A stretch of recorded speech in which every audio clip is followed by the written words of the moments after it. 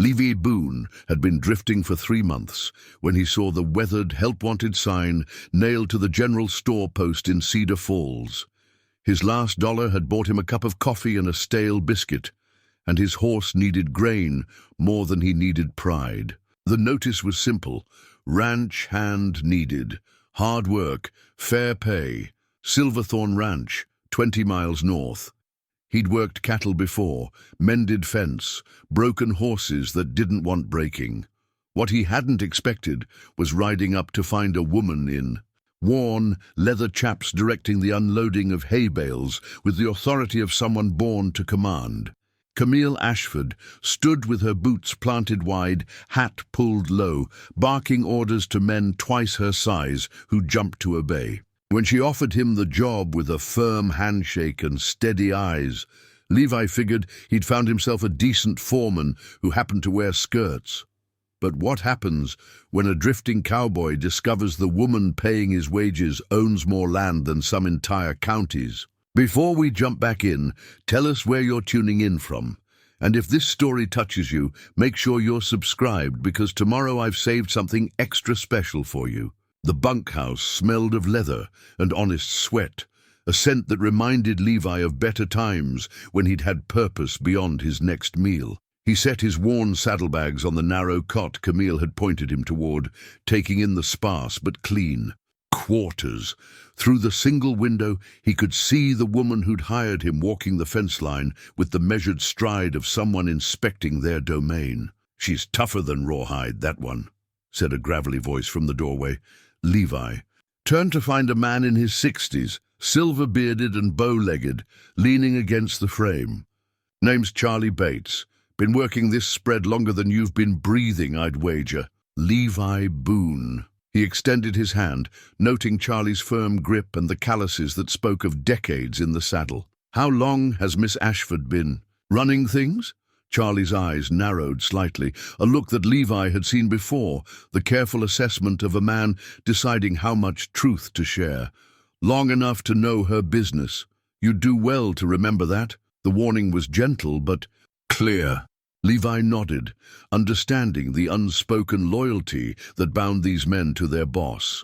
He'd worked ranches where the hands talked freely about their employers' shortcomings, but there was something different here. A respect that ran deeper than fear or mere obligation.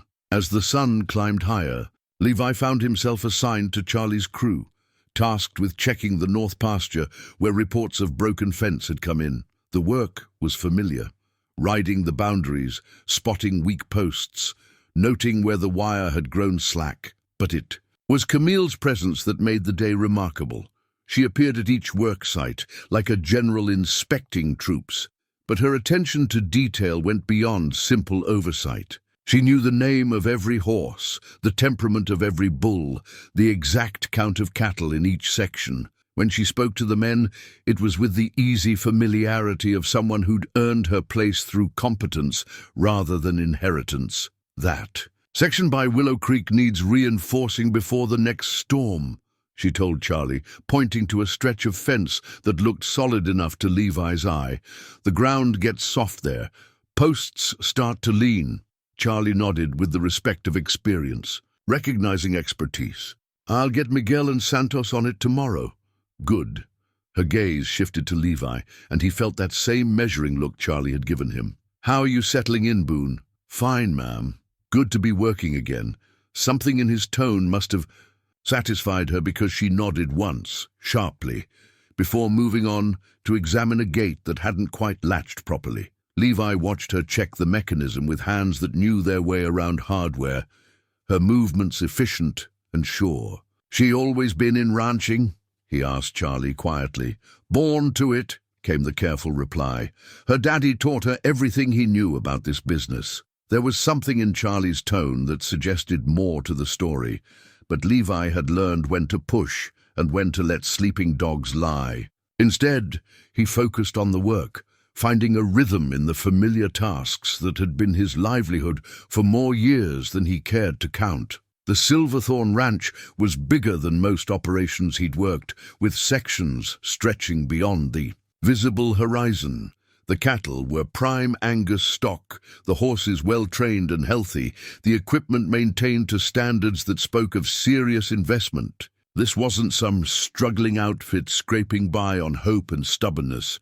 This was a professional operation run with the kind of attention that came from understanding both the land and the market. At midday, they gathered under a stand of cottonwoods, near a spring-fed creek, sharing the sandwiches Camille had packed for the crew. She sat with them on a fallen log, hat pushed back, eating the same simple meal as her hands. There was no airs about her, no attempt to maintain distance through ceremony or formality. Heard there might be trouble coming from the railroad. Mentioned Santos, a lean man with intelligent eyes and hands gentle enough to doctor a sick calf. Camille's expression didn't change, but Levi caught the slight tightening around her eyes. Railroads are always looking for the easiest route. Doesn't mean they'll find it here. Been surveyors nosing around the Morrison place, Charlie added.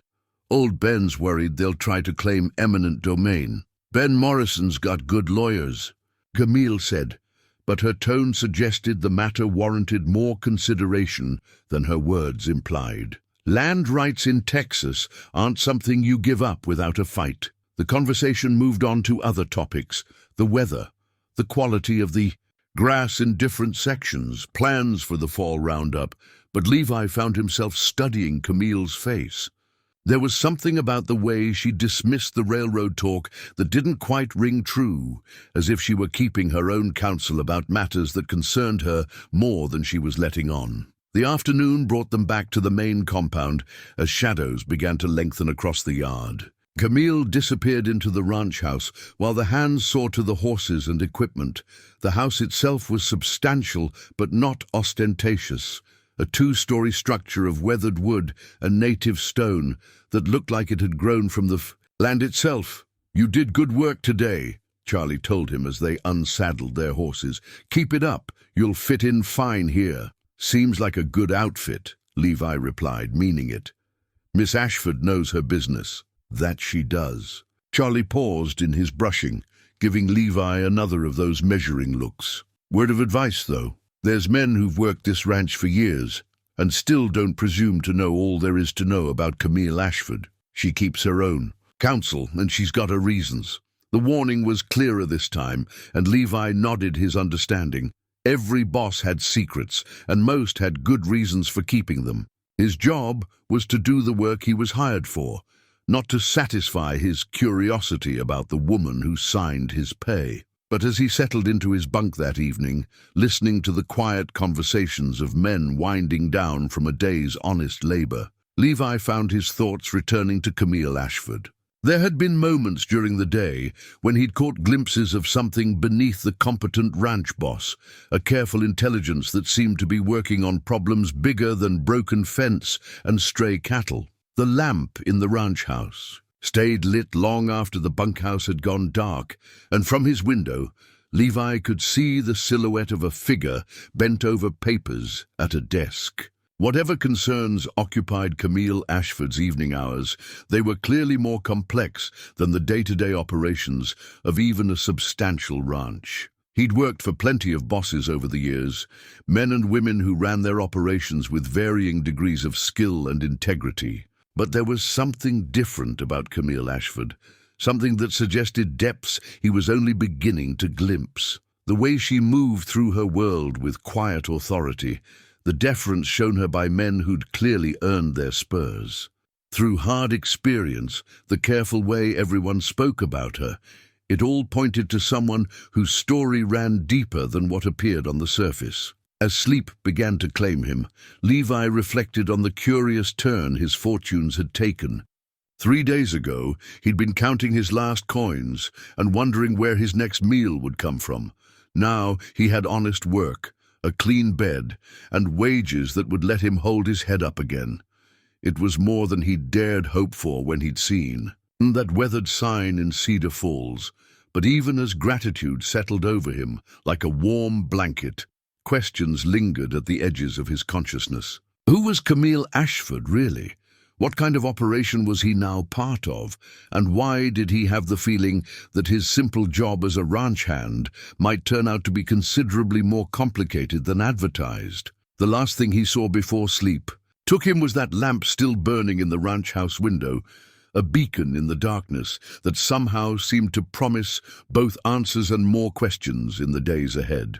The trouble arrived on a Tuesday morning in the form of 3 black carriages rolling up the main road like a funeral procession. Levi was mending harness in the shade of the barn when he spotted the dust cloud, and something about the deliberate pace of the approaching vehicle set his teeth on edge. These weren't neighbors coming to call or suppliers making deliveries.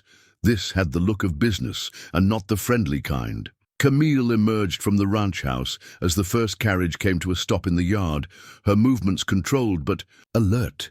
She'd changed from her working clothes into a crisp white shirt and dark skirt, as if she'd been expecting company and had dressed accordingly. Levi set down his leather work and moved closer, instinct telling him his boss might need backup for whatever was about to unfold. The man who stepped down from the lead carriage carried himself with the smooth confidence of someone accustomed to getting his way. Tall and well-dressed in a suit that probably cost more than most men earned in a year, he had the look of money and the bearing of power. His companions were cut from different cloth, harder men with watchful eyes and the kind of stillness that spoke of experience with violence. Miss Ashford, I presume? The well-dressed man removed his hat with theatrical courtesy, revealing silver hair and a face that might have been handsome if not for the calculating coldness in his pale eyes.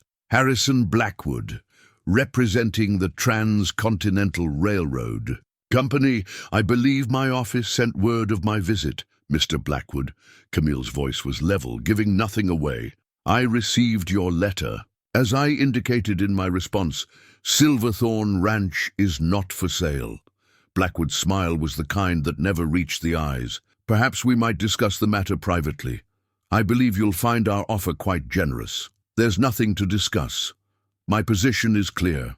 Levi found himself studying the interplay between them, noting the way Blackwood's men had positioned themselves around the yard with the casual precision of a well-trained unit. These weren't railroad clerks or surveyors.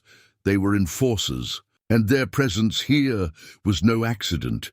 Miss Ashford, I fear there may be some misunderstanding about the scope of our requirements. Blackwood reached into his coat and withdrew a leather portfolio. The proposed route for the Transcontinental Line represents a vital national interest. The benefits to the local community would be substantial. The community seems to be managing well enough without your railroad, Mr. Blackwood. The railroad man's smile faltered slightly. Progress waits for no one, Miss Ashford. The line will be built, with or without individual cooperation. Those who work with us find the experience profitable. Those who oppose us, he let the sentence hang, its implications clear. Levi saw Camille's posture shift almost imperceptibly, the subtle straightening that came before a fight. Whatever else she might be, this woman wasn't easily intimidated. Are you threatening me, Mr. Blackwood? Merely explaining realities. The federal government has broad powers when it comes to projects of national importance. Eminent domain proceedings can be lengthy and expensive. Far better to reach an amicable agreement. From his position near the barn, Levi could see Charlie and several other hands drifting closer, their movements casual but purposeful. Whatever was happening here, the ranch crew was closing ranks around their boss. Your letter mentioned compensation, Camille said, her tone suggesting she was humoring him rather than expressing genuine interest. Blackwood's confidence returned. Indeed. We're prepared to offer $25,000 for the necessary right-of-way across your property. The figure hung in the air like smoke from a gun barrel. It was more money than Levi had ever heard mentioned in casual conversation, enough to buy and stock a good-sized ranch. For a moment, he wondered if Camille might actually consider it. And if I refuse? As I mentioned, there are legal remedies available to us, but I'm confident it won't come to that. You strike me as a practical woman. Camille studied the documents he offered, her face giving away nothing of her thoughts.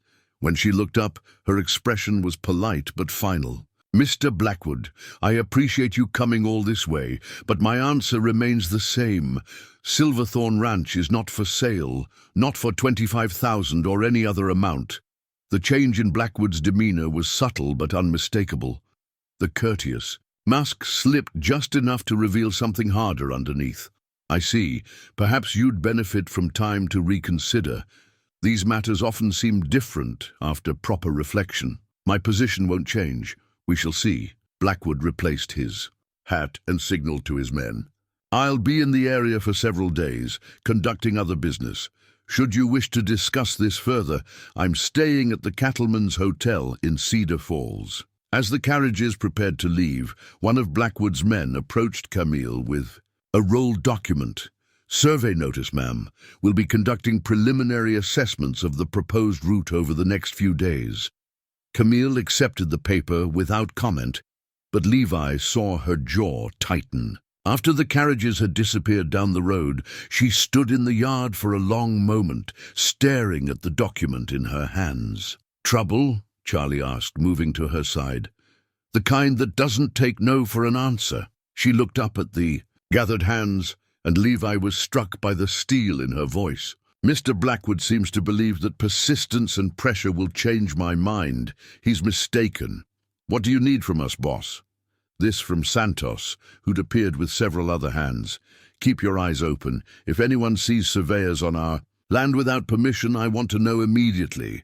We'll be documenting every trespass, every boundary violation. And if they push back..." Charlie's question carried the weight of experience with men like Blackwood. "Then we push harder." Camille's smile was sharp as a blade.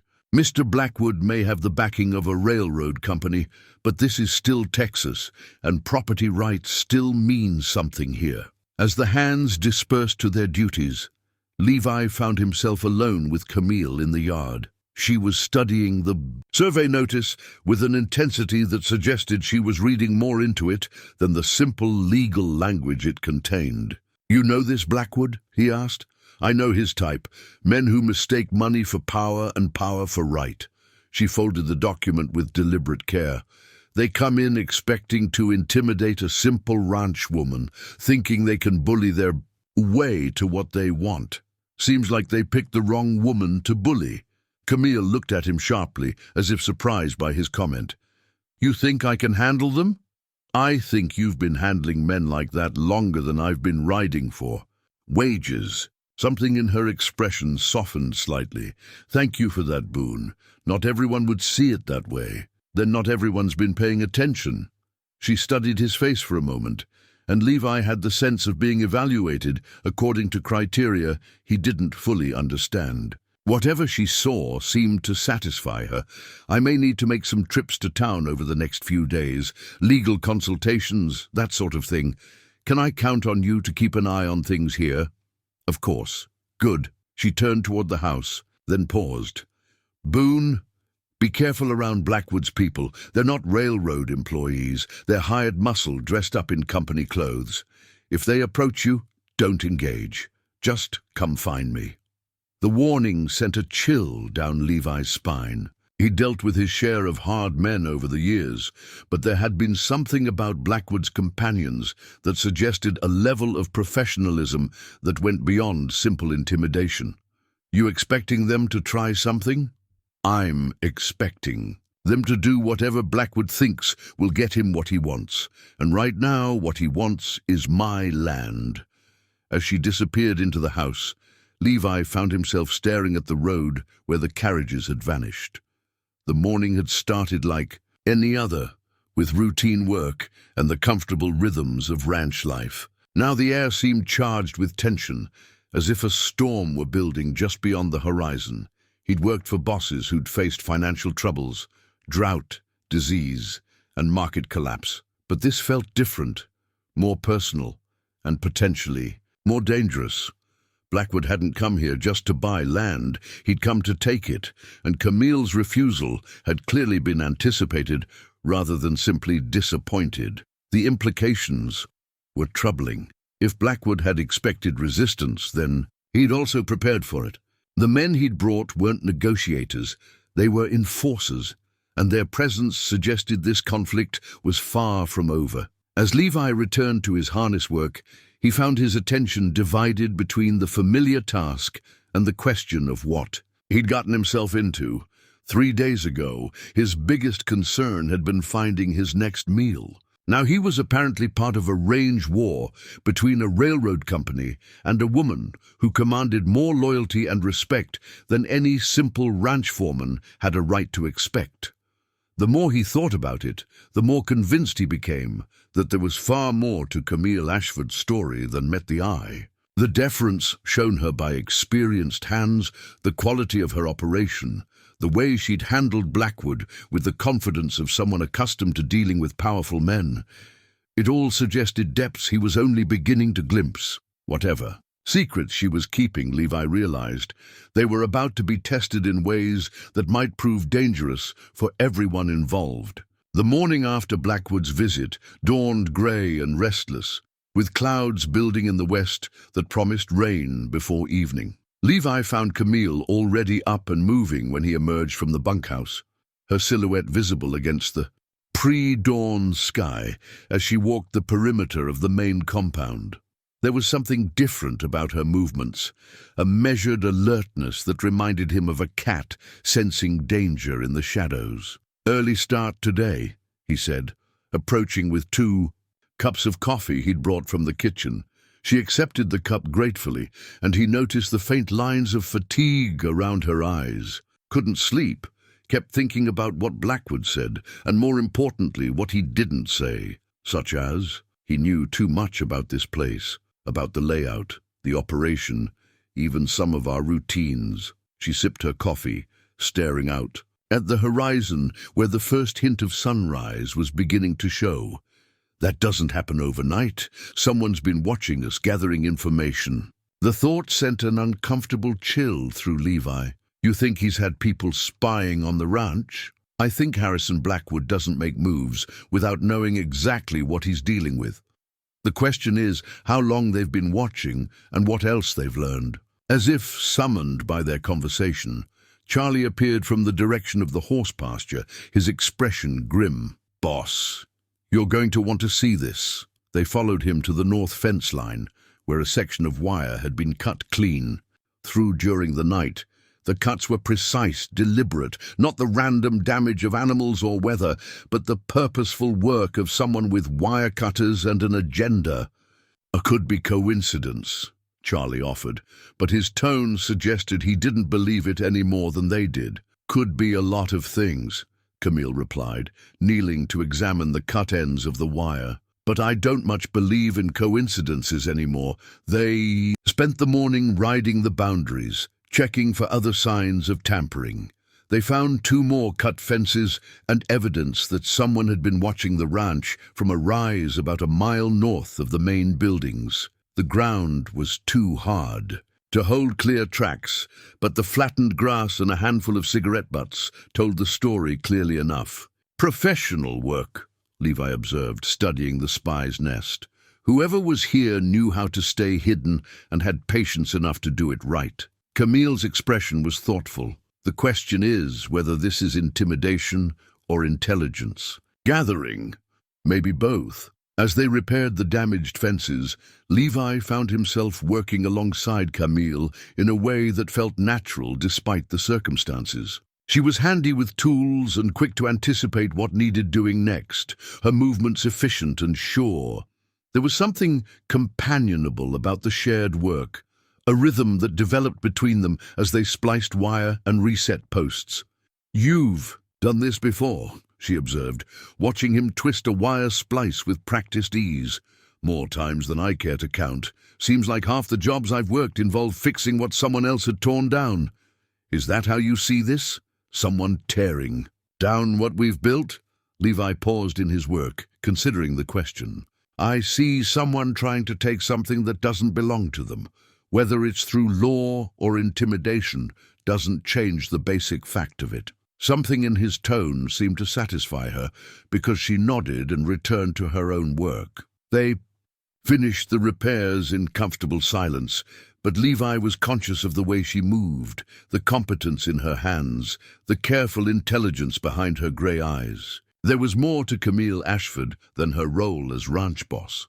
Layers of complexity that became more apparent the more time he spent in her company. The ride back to the main compound took them through some of the most beautiful country Levi had seen in years of wandering.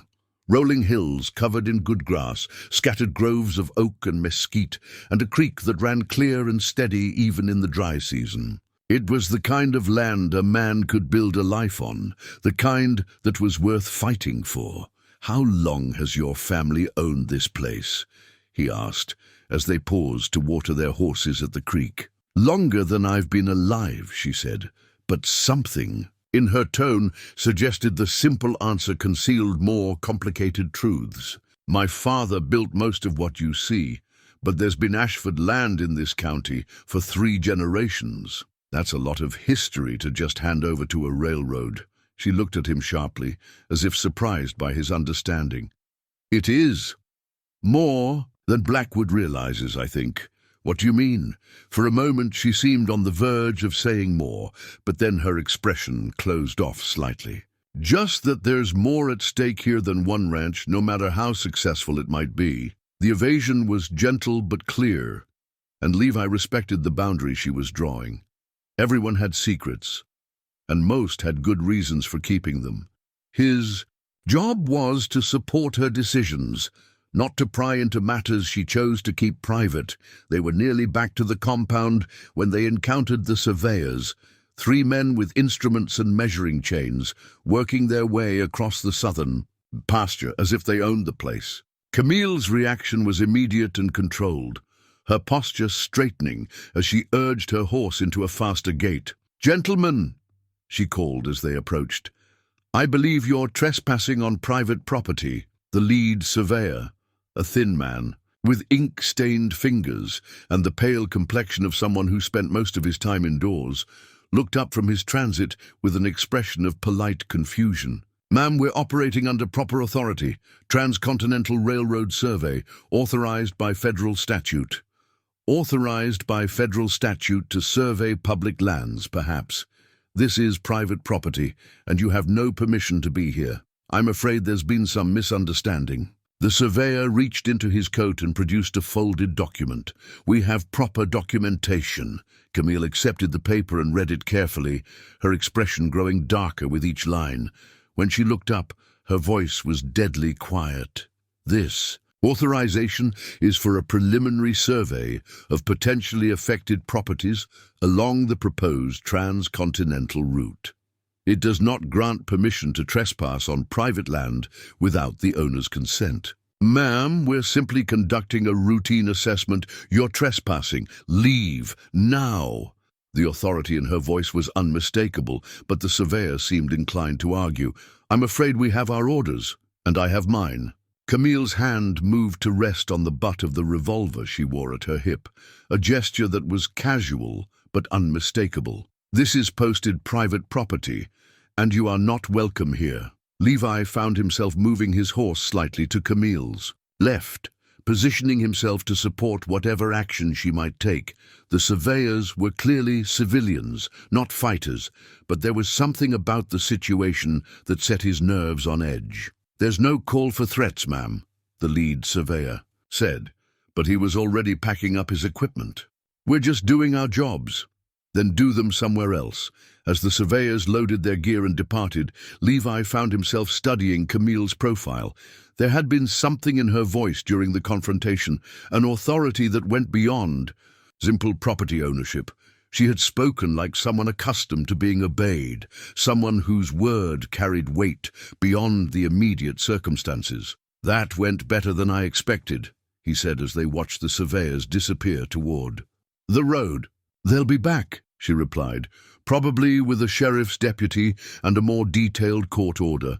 Blackwood's not the type to give up after one setback." "What then?" "Then we make it as difficult and expensive as possible for them to do what? And they're planning."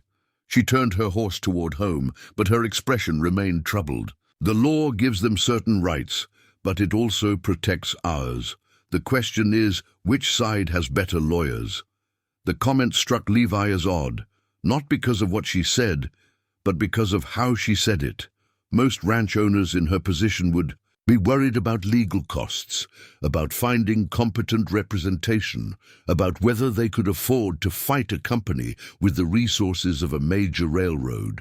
Camille sounded like someone who had already considered these questions and found the answers satisfactory. That evening, as the hands gathered for supper in the main kitchen, the mood was subdued but determined. Word of the confrontation with the surveyors had spread quickly, and everyone understood that the conflict with Blackwood was escalating beyond simple intimidation. "What's the plan, boss?" asked Miguel, a quiet man whose calm competence had earned him the respect of the other hands. "We document everything," Camille replied.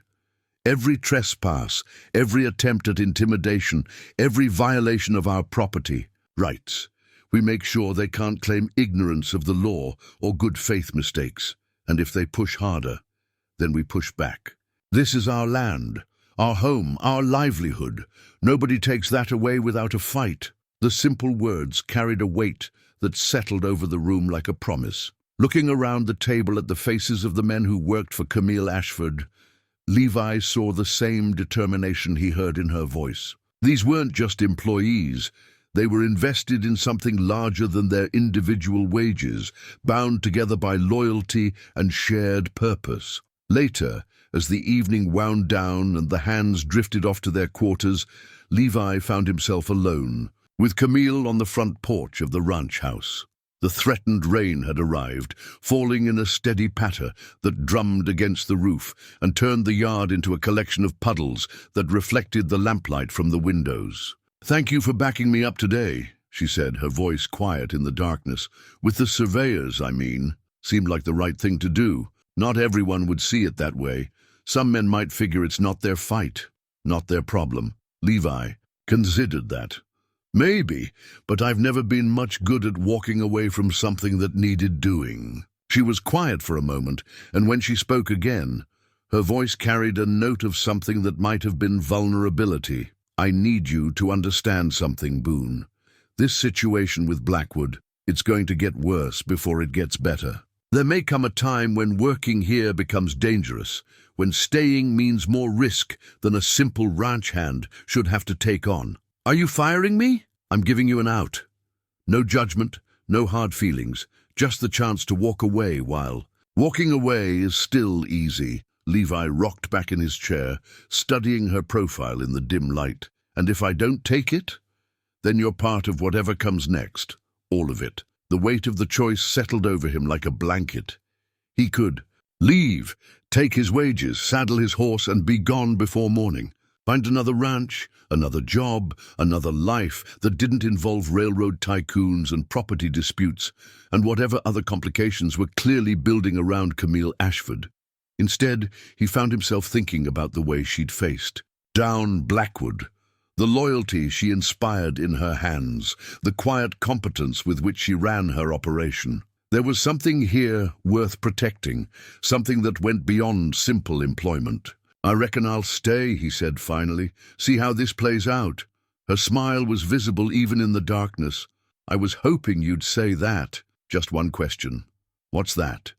"When all this is over, when Blackwood's gone and the dust settles, will I finally get to know who Camille Ashford really is?" The silence stretched between them, filled with the sound of rain and the distant lowing of cattle settling for the night. When she finally answered, her voice was so quiet he almost missed it. "I hope so, Boone. I truly hope so." The trip to Cedar Falls 3 days later revealed layers of complexity that left Levi questioning everything he thought he knew about his employer. What had started as a simple supply run transformed into something resembling a royal procession, with townspeople tipping their hats and shopkeepers emerging from their establishments to greet Camille with a deference that went far beyond ordinary courtesy. "Morning, Miss Ashford," called the banker from the steps of the First National, his tone carrying the careful respect reserved for important customers. "Wonderful to see you in town." "Good morning, Mr. Henley." Camille's response was warm but measured, Acknowledging the greeting without encouraging extended conversation, Levi noted the way conversations quieted as they passed, how women paused in their shopping to nod respectfully, how even the street children seemed to recognize her and step aside with unusual politeness. This wasn't the reception accorded to even a successful ranch owner.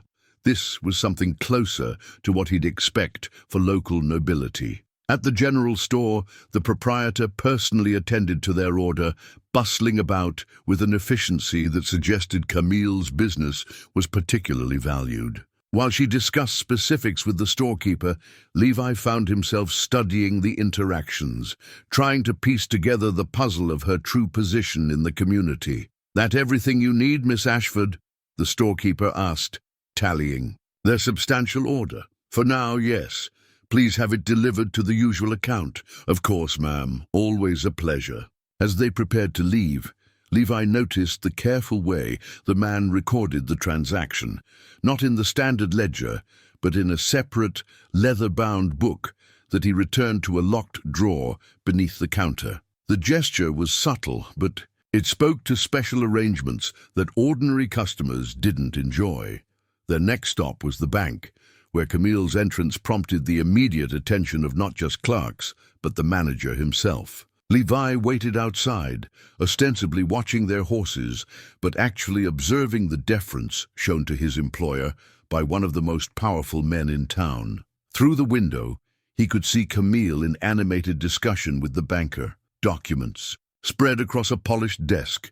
Whatever business they were conducting appeared substantial, involving multiple papers and what looked like serious financial considerations. When she emerged 20 minutes later, her expression was thoughtful but satisfied. "Everything in order?" Levi asked as they prepared to continue their rounds. "For now. Though I suspect Mr. Henley's going to be fielding some interesting inquiries from certain railroad representatives in the near future." The comment was casual, but it carried implications that made Levi wonder exactly what kind of financial resources Camille commanded. Most ranch owners dealt with banks as supplicants, hoping for favorable terms on loans and credit. Camille had emerged from that meeting looking like someone who held the stronger negotiating position. Their final stop was at the office of Samuel Morrison, attorney at law, where Camille disappeared for nearly an hour while Levi waited in the afternoon shade. When she emerged, she was accompanied by Morrison himself, a distinguished man in his 60s whose reputation extended well beyond Cedar Falls. "Miss Ashford," Morrison was saying as they appeared in the doorway, "I want you to understand that this is going to be a complex proceeding. Blackwood's people are well-funded and experienced with this type of acquisition." "I understand, Samuel, but we're not without resources of our own." "Indeed not. I'll begin preparing the documentation immediately. In the meantime, document everything, every trespass, every attempt at intimidation, every violation of proper procedure." As they rode back toward the ranch, Levi found his curiosity finally overcoming his natural discretion. "Mind if I ask what kind of legal trouble we're preparing for?" Camille was quiet for a moment, seeming to weigh how much to reveal. "Blackwood's going to try to force a sale through eminent domain proceedings. Claims the railroad serves a greater public good than private ownership." "Can he do that? Legally? Under certain circumstances, yes. The question is whether those circumstances actually apply here." She paused, studying the horizon ahead of them. "Sam Morrison thinks we have a strong case, but legal battles can be expensive and unpredictable. Most people in your position would be worried about affording that kind of fight." Again, that moment of consideration before she replied. "Most people don't have the advantages I do." It was another evasion, polite but clear, and Levi respected the boundary while filing away the implications. Whatever resources Camille commanded, they were apparently substantial enough that a prolonged legal battle with a major railroad company didn't represent the financial catastrophe it would for most ranchers. The ride home took them through some of the most beautiful country either of them had seen, rolling hills, covered in good grass, that stretched toward distant mountains. The late afternoon light turned everything golden, creating the kind of vista that made a man understand why people fought for land. "It's something, isn't it?" Camille said, following his gaze across the landscape. "Makes a man understand why you wouldn't want to give it up." "It's not just about not wanting to give it up," she replied, her voice taking on a reflective quality. "It's about responsibility. This land supports more than just cattle. It supports the people who work it, their families, the community that's grown up around it. When you own something like this, you're not just an individual anymore, you're a steward." The comment revealed more about her philosophy than anything she'd said before, and Levi found himself studying her profile as she gazed out over the rangeland. There was something in her voice when she talked about stewardship, a sense of burden that seemed to weigh heavier than simple property ownership should require.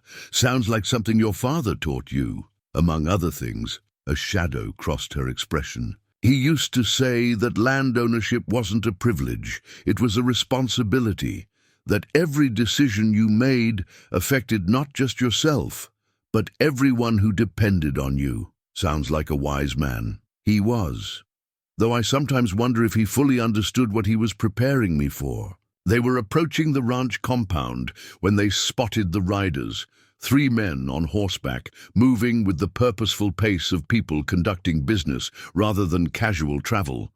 Even at a distance, there was something familiar about their formation that set Levi's nerves on edge. "Blackwood's men?" he asked. Camille's expression hardened. "Looks like it. I recognize the one in front. Called himself Johnson when they were here before." As they drew closer, Levi could see that the riders had been waiting at the main gate, positioned so they could intercept anyone coming or going. It was a deliberate choice, designed to assert control and demonstrate that Blackwood's reach extended beyond simple business negotiations. The lead rider, a hard-faced man with the bearing of someone accustomed to violence, urged his horse forward as they approached. "Miss Ashford, Mr. Blackwood would like a word. Mr. Blackwood knows where to find me if he wants to talk. He's waiting at the hotel in town. Thought you might want to reconsider his offer before things get more complicated." There was no mistaking the threat in the man's tone, but Camille's response was steady and unimpressed.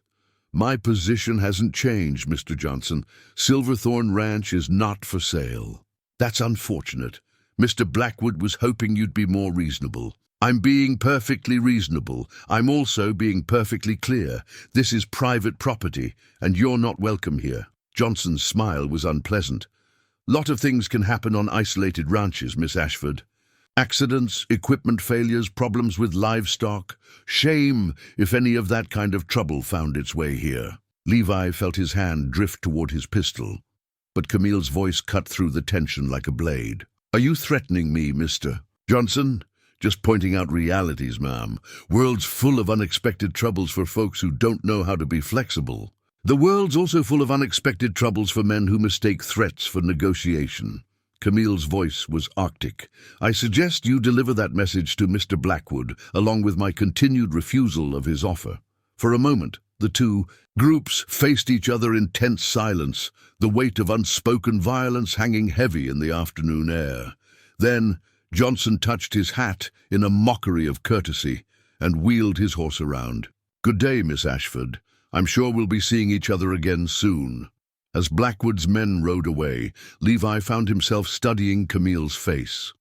The confrontation had revealed another facet of her character, a steel core that remained steady. Under pressure that would have rattled most people, "That was well handled," he said. "That was just the beginning." She urged her horse forward, but her expression remained troubled. Blackwood's escalating, moving from legal pressure to physical intimidation.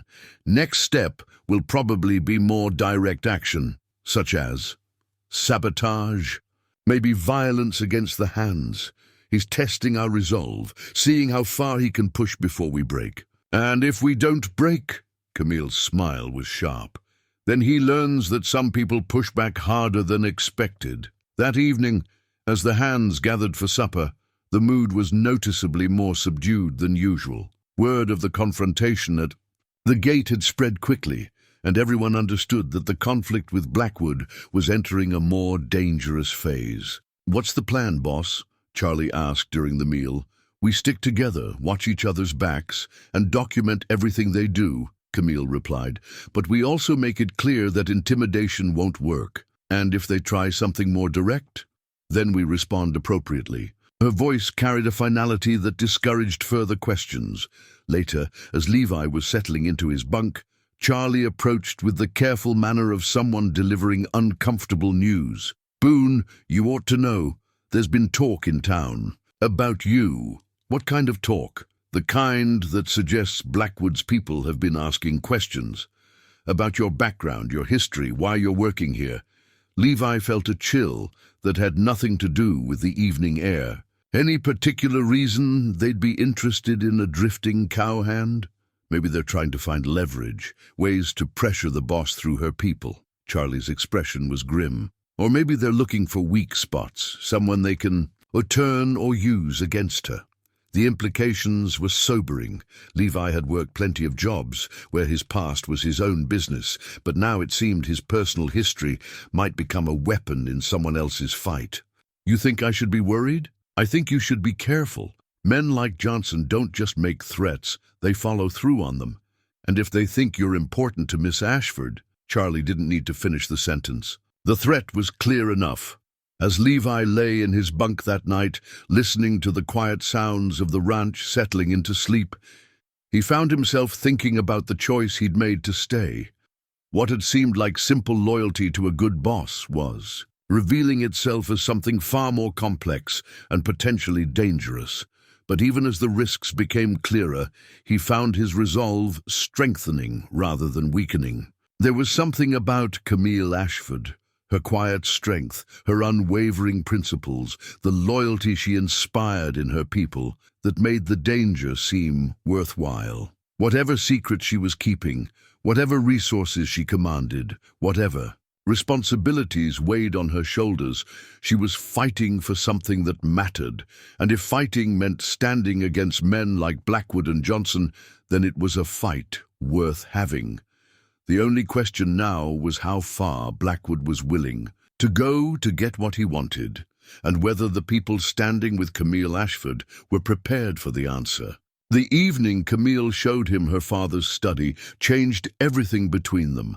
It happened 3 days after the confrontation at the gate, when the tension around the ranch had settled into a watchful quiet that reminded Levi of the moments before a storm broke.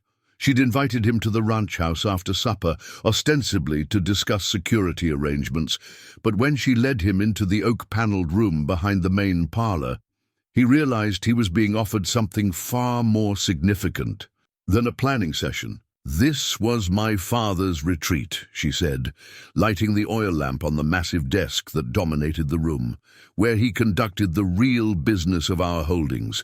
The walls were lined with leather-bound books, maps, and framed documents that spoke of serious business conducted over many years, but it was the items on the desk that caught Levi's attention.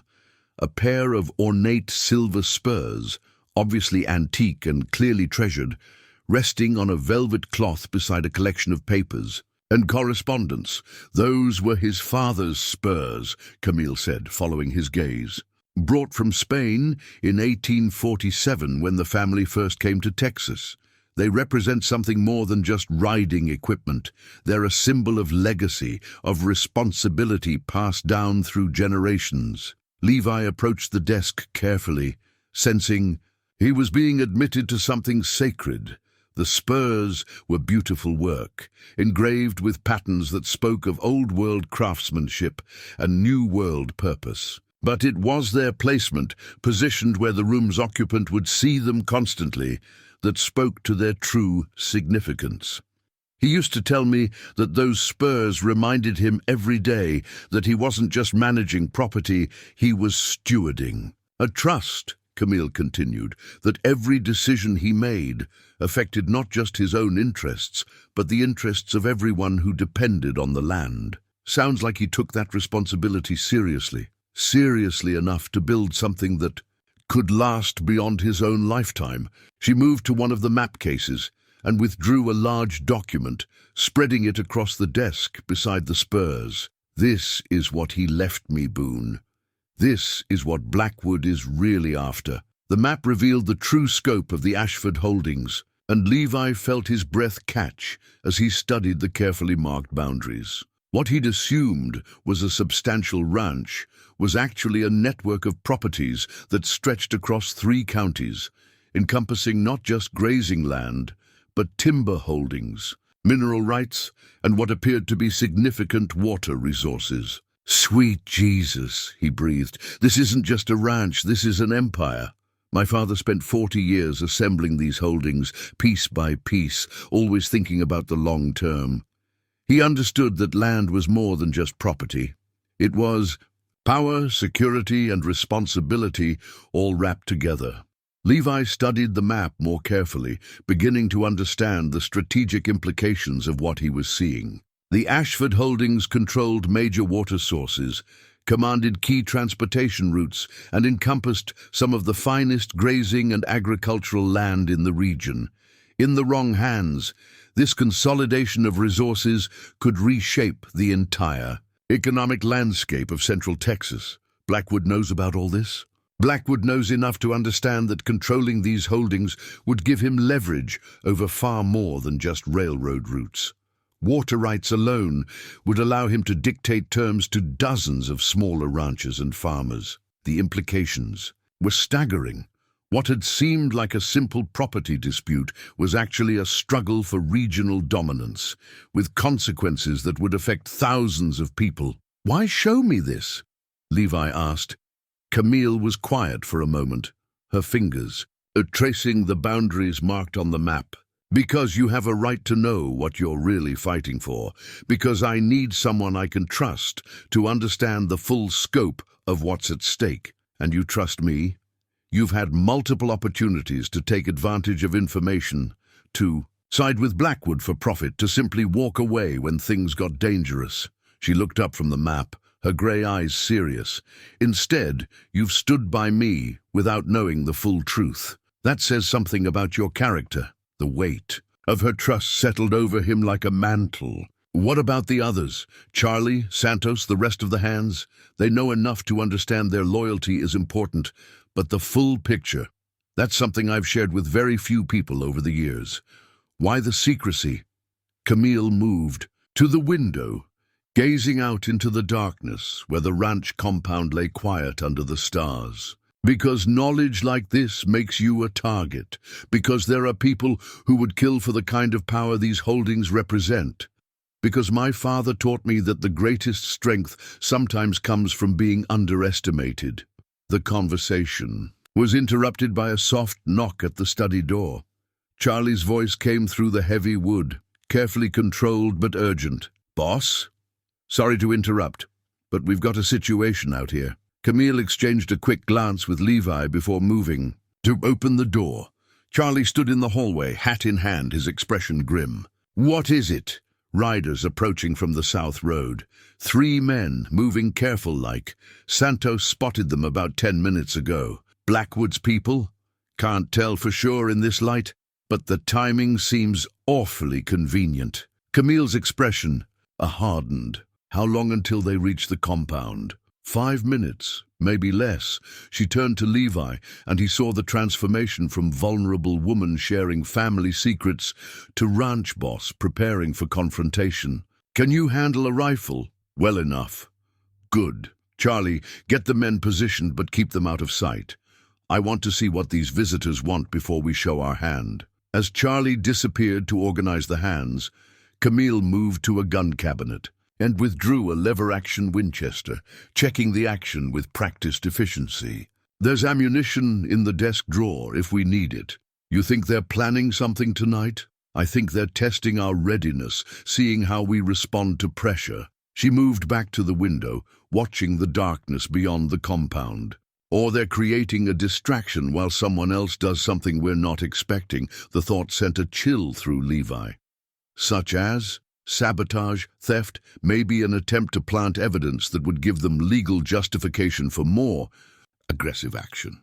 They waited in tense silence, the ranch house dark except for the single lamp in the study.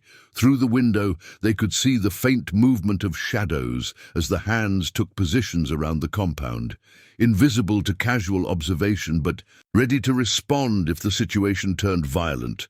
The riders materialized out of the darkness like ghosts, 3 men on horseback, moving with the deliberate pace of people conducting business rather than traveling. Even in the dim starlight, there was something familiar about their formation that confirmed Charlie's suspicions. "Johnson again," Camille murmured, recognizing the lead rider. The men rode directly to the front of the ranch house and stopped, making no attempt at stealth or surprise. Johnson called out in a voice that carried clearly across the night air, "Miss Ashford, we know you're in there. Time for another conversation." Camille moved to the front door, but Levi caught her arm. "You don't have to face them alone." "Actually, I do. This is about intimidation, about making me feel isolated and vulnerable. If I come out with backup, it validates their tactics.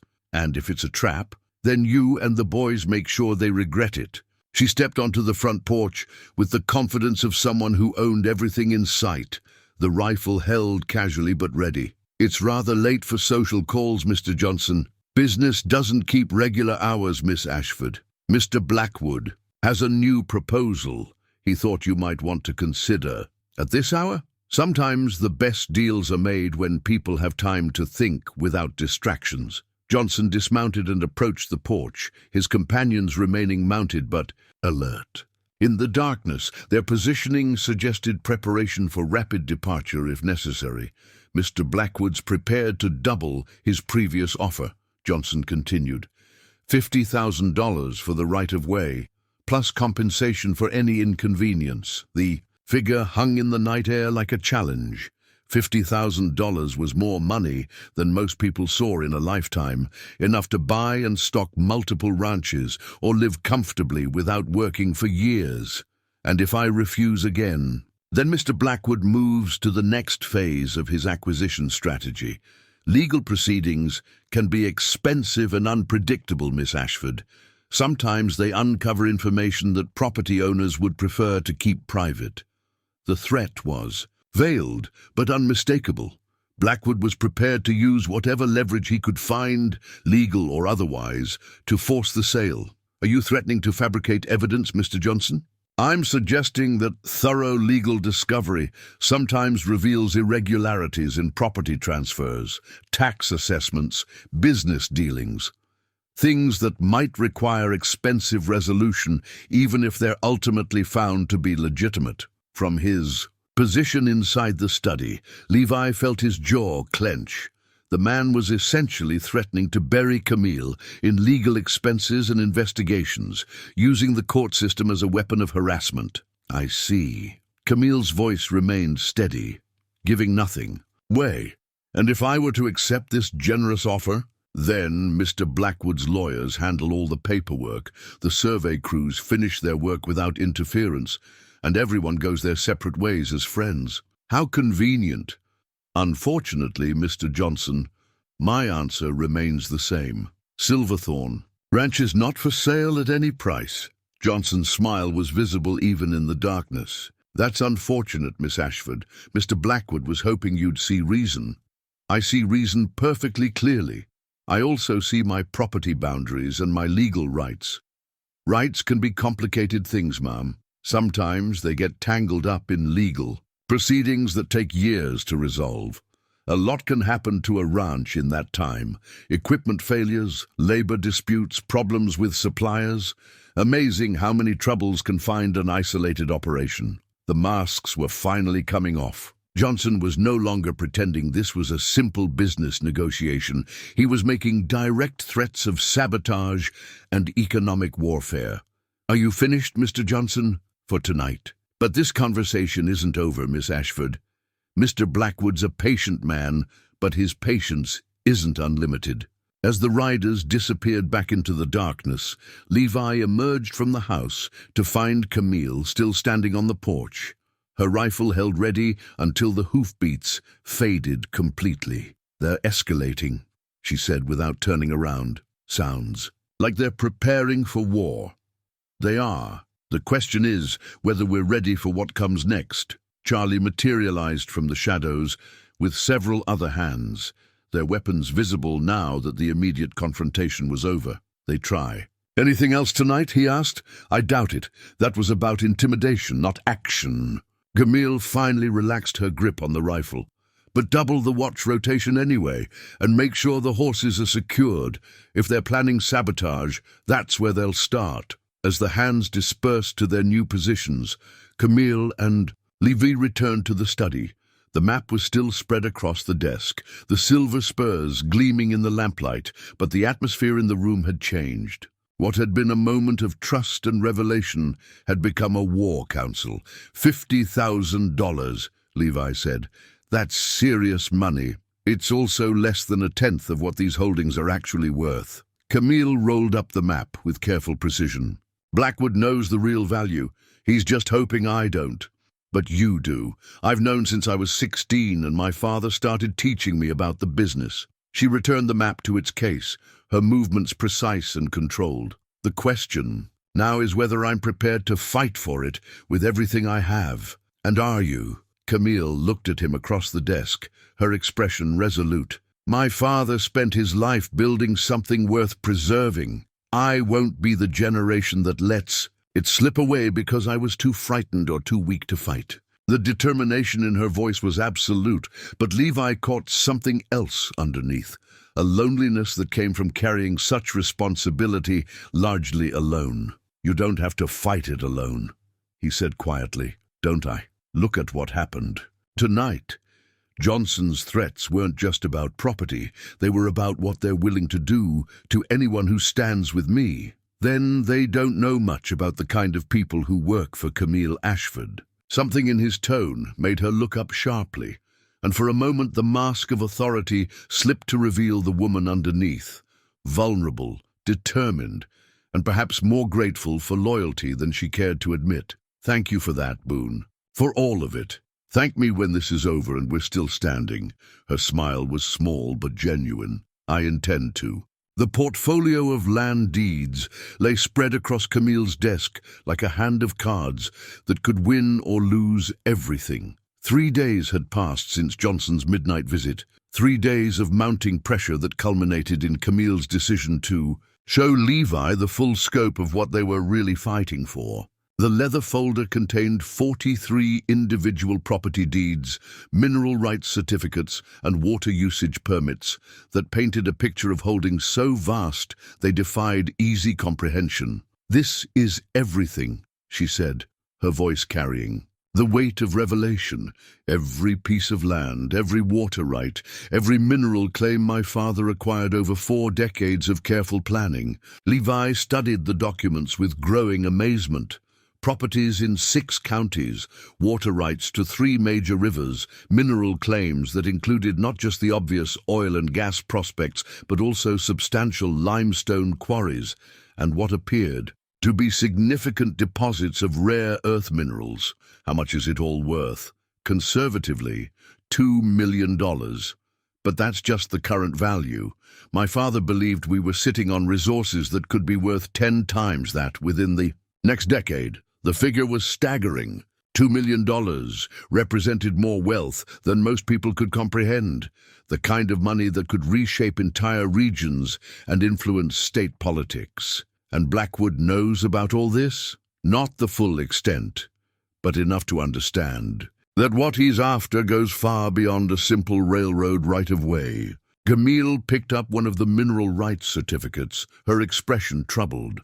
The route he's proposing would give him access to survey and potentially claim resources he has no legal right to. Levi was beginning to understand the true scope of the conflict, so this isn't really about the railroad at all. The railroad is part of it, but you're right. This is about resource extraction, about positioning for the kind of development that will define Texas for the next 50 years. The conversation was interrupted by rapid footsteps on the front porch, followed by Charlie's urgent knock. "Boss, you need to see this right away." They found Charlie standing beside his horse, still breathing hard from a fast ride, holding a folded paper that shook slightly in his weathered hands. "What is it?" Camille asked. "Legal notice, posted at the courthouse in Cedar Falls about an hour ago. Thought you should see it before word spreads." Camille accepted the document and read it carefully, her expression growing darker with each line. When she looked up, her face was pale but controlled. "What does it say?" Levi asked. "Eminent domain proceedings. Blackwood's filed papers claiming that the proposed railroad route serves vital national interests and that private property owners who refuse to sell are impeding critical infrastructure development.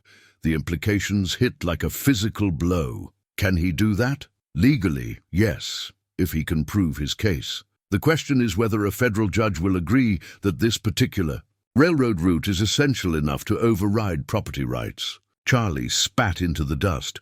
"Bunch of legal horse shit if you ask me." "Maybe. But it's horse shit with the force of law behind it if the judge rules in his favor." Camille folded the notice with deliberate care. "How long before this goes to court?" Clark said preliminary hearings start next week. Full proceedings could take months. Levi found himself studying Camille's face, looking for signs of the fear or desperation that would be natural under these circumstances. Instead, he saw something that looked like grim determination mixed with what might have been relief. We're expecting this," he said. "Sam Morrison warned me it was coming. The question was timing and exact approach." She turned toward the house. "Charlie, send word to the hands. I want everyone gathered in the main room after supper. It's time they understood exactly what we're up against. All of them. Everyone who's stayed this long has earned the right to know the full truth." As Charlie rode off to spread the word, Levi found himself alone with Camille in the yard. The afternoon was drawing toward evening, painting the sky in shades of gold and red that made the landscape look almost ethereal. "You're not surprised by this development," he observed. "Surprised? No. Disappointed that it's come to legal warfare rather than honest negotiation?" "Yes." She gazed out over the rangeland that stretched toward the horizon. "My father always said that when men can't get what they want through fair dealing, they turn to lawyers and judges to take it for them." "What's our next move?" "Our next move?" She looked at him sharply, as if surprised by his continued use of the plural pronoun. "You showed me those deeds for a reason. You trusted me with information that could destroy you in the wrong hands. That makes this my fight, too." Something in her expression softened. "I'm not sure you understand what you're saying, Boone. If we lose this legal battle, if Blackwood gets what he wants, everyone associated with me becomes a target for retaliation. He's not the type to forgive opposition. Then we'd better not lose." The simple statement seemed to surprise her. "You make it sound easy. Nothing about this is easy. But running away won't make it easier." They were interrupted by the arrival of a rider approaching from the direction of town, not one of their own hands, but a stranger on a lathered horse that suggested urgent travel. The man was middle-aged, well-dressed, and carried himself with the bearing of someone accustomed to authority. "Miss Ashford," he called as he dismounted. "I'm Deputy Marshal Garrison from the federal courthouse in Austin.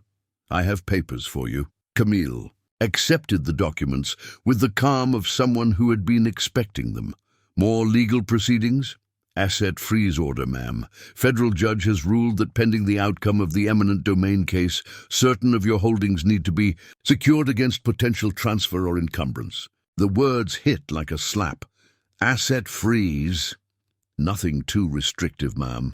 You can continue normal ranch operations, but any major financial transactions need court approval, just a precautionary measure." Levi felt his anger building as he watched the deputy deliver what amounted to a financial imprisonment order.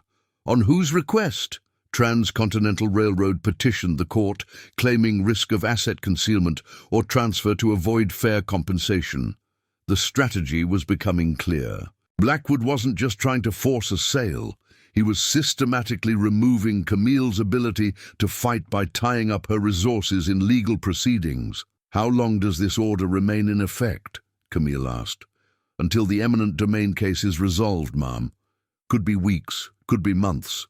After the deputy left, Camille stood in the yard holding the papers, her expression unreadable.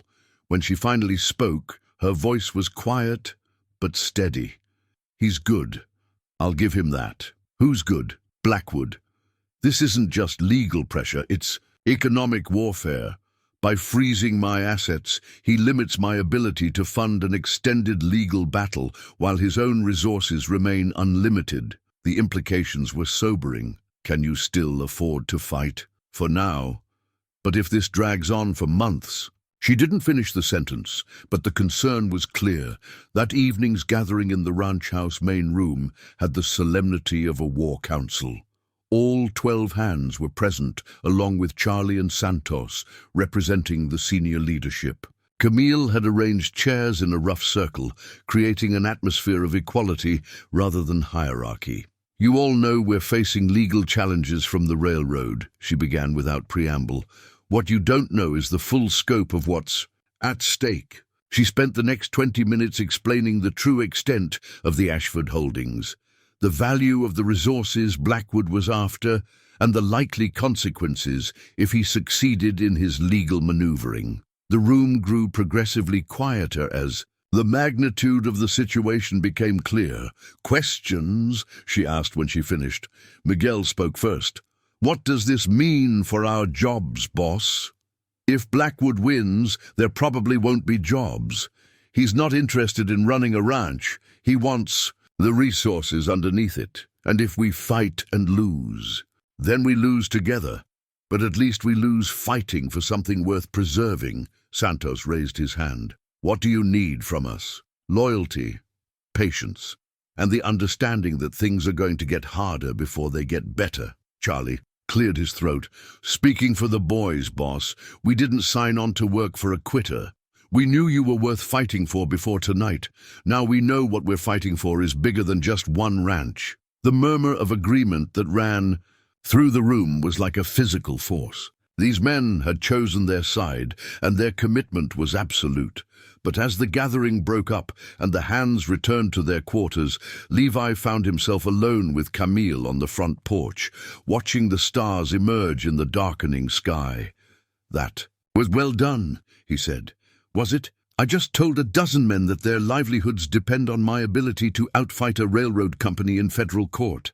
"You told them the truth. They respect that." She was quiet for a moment, then turned to face him directly. "I need to ask you something, and I need you to be completely honest with me." "All right.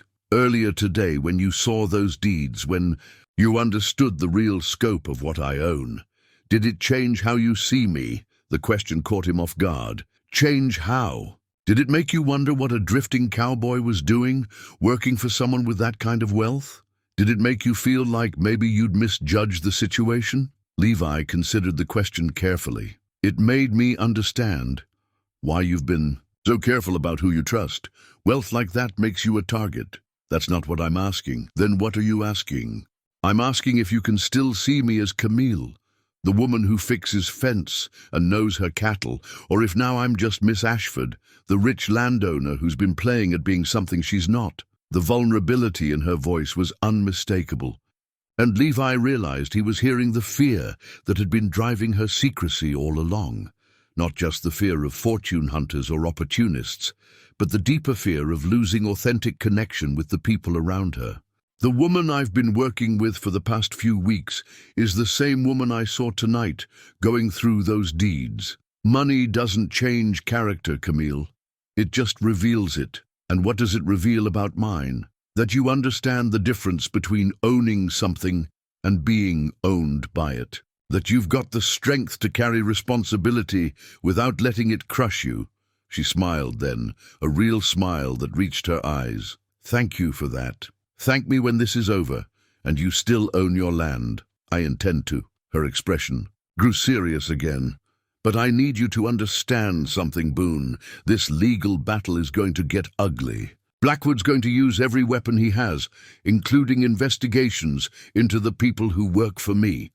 Your past, your associations, anything he can use as leverage. Let him look. I've got nothing to hide that matters. Everyone has something they'd rather keep private. Maybe. But whatever secrets I've got aren't worth more than standing up for what's right." The simple declaration seemed to settle something for her, because she nodded once and turned back to watch the stars. "We're going to win this," she said quietly. "Yes, we are. Even if it costs us everything." Levi thought about that, about the men who'd pledged their loyalty tonight, about the land that stretched away into darkness, about the woman beside him who'd trusted him with truths that could destroy her. "Some things are worth everything," he said finally. "Yes," she agreed. "They are."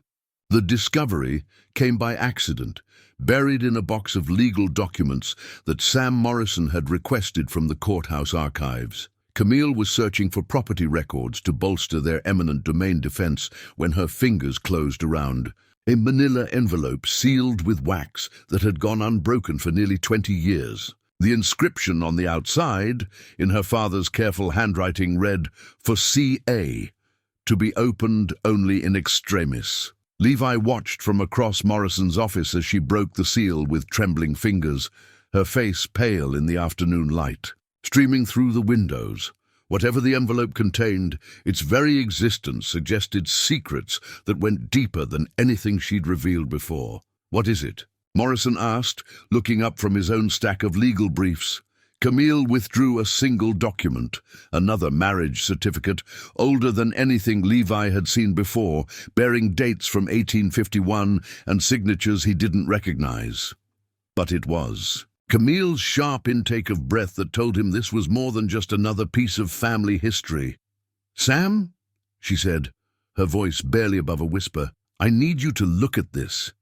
Tell me if I'm reading it correctly." Morrison accepted the certificate and studied it carefully, his experienced eyes taking in details that might escape casual observation.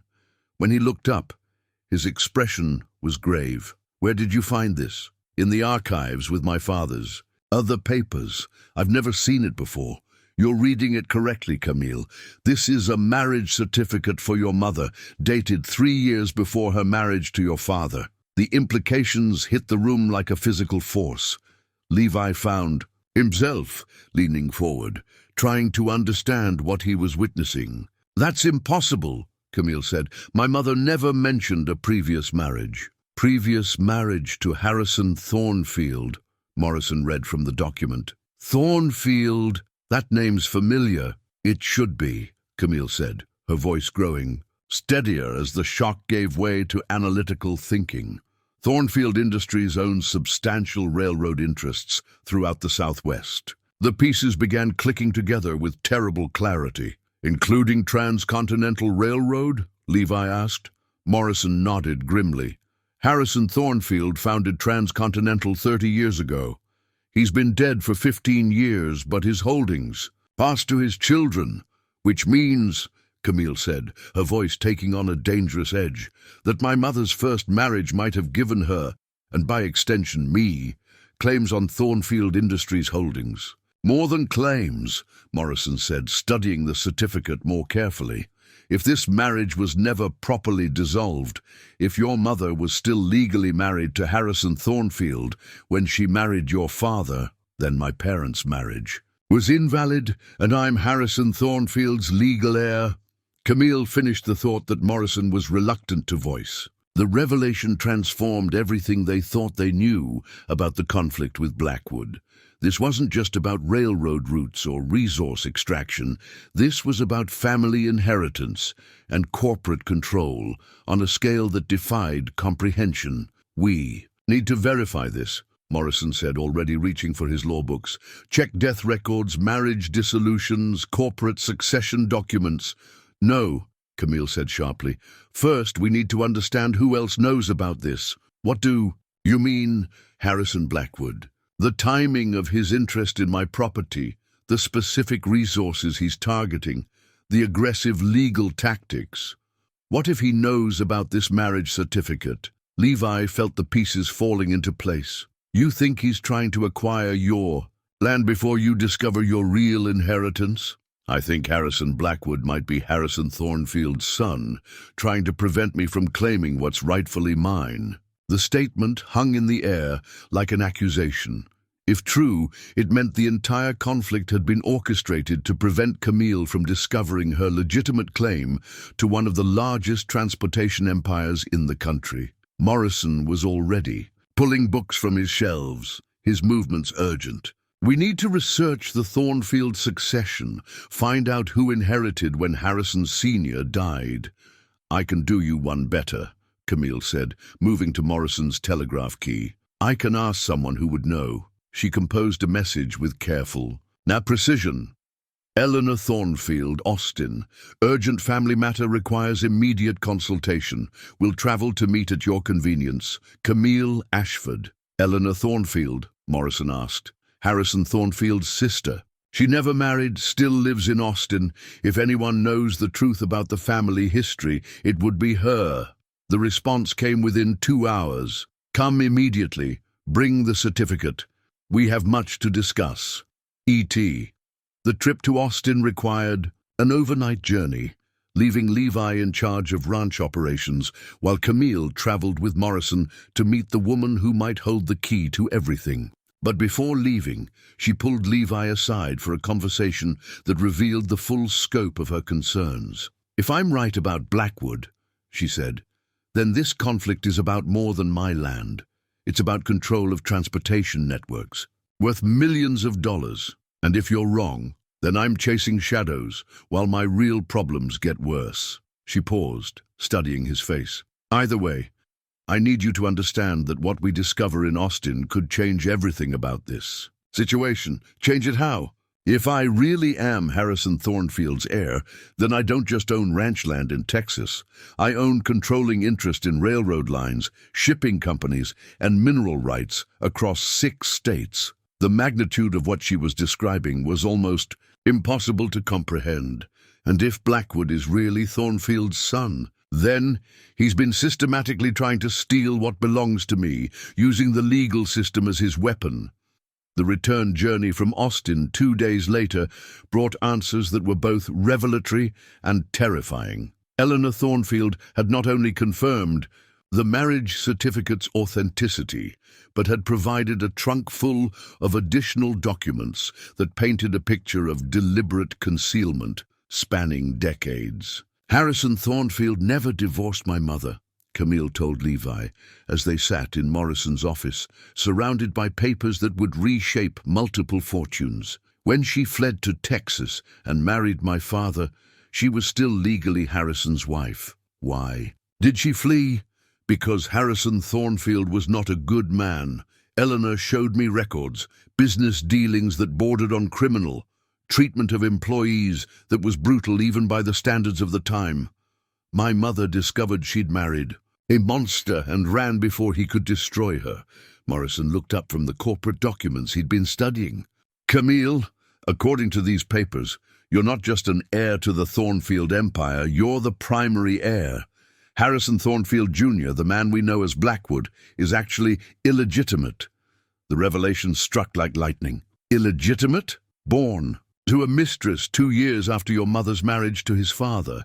He's been running Thornfield Industries under an assumed name with no legal right to the position. Levi felt the world shift around them. So Blackwood isn't just trying to steal Camille's land. He's trying to prevent her from claiming an empire that's rightfully hers. More than that, Morrison said grimly. If Camille files the appropriate legal claims, she could take control of Thornfield Industries immediately. Blackwood would lose everything. The scope of the conspiracy was breathtaking. For years, an illegitimate heir had been running a transportation empire while the rightful owner worked cattle on a Texas ranch, unaware of her true inheritance. There's more, Camille said, producing another document from the trunk Eleanor had given her. Harrison Thornfield Sr.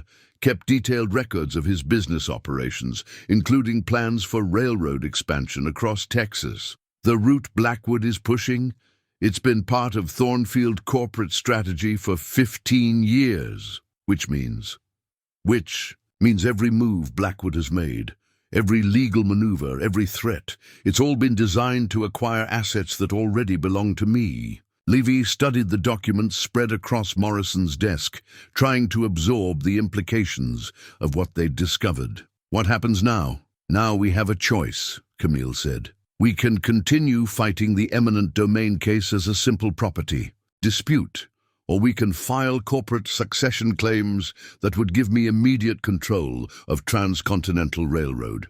And Blackwood would find himself unemployed and facing fraud charges for misrepresenting his identity and authority." Morrison leaned back in his chair, overwhelmed by the complexity of what they'd uncovered. "Camille, this changes everything. We're not talking about defending ranch property anymore. We're talking about seizing control of one of the largest transportation companies in the country. We're talking about justice," she corrected.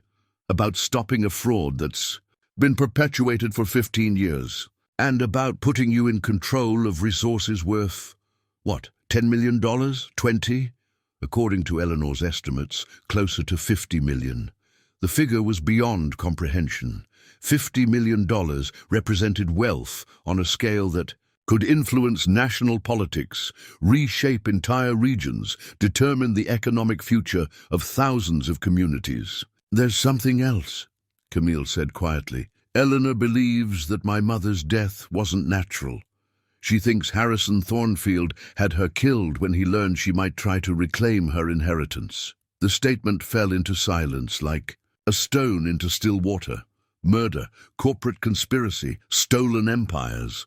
What had begun as a simple property dispute had revealed itself as something far darker and more complex. "Can you prove that?" Morrison asked. "Not without investigation, but Eleanor has suspicions and she's willing to support legal action." Levi found himself studying Camille's face, looking for signs of how she was processing these revelations. The woman who'd trusted him with ranch business a week ago was now contemplating claiming an empire built on her family's blood. "What do you want to do?" he asked. "I want to think about what my father would have wanted. He spent his life building something legitimate, something honest. Would he want me to claim an empire built on fraud and possibly murder? Maybe the question is whether he'd want you to let the fraud continue." She looked at him sharply. "What do you mean? If Blackwood's been stealing what belongs to you for 15 years, how many other people has he cheated? How many communities has he damaged? How many legitimate business owners has he destroyed?" The questions hung in the air, weighted with moral implications that went far beyond personal justice. "You're saying I have a responsibility to act. I'm saying you have a responsibility to decide.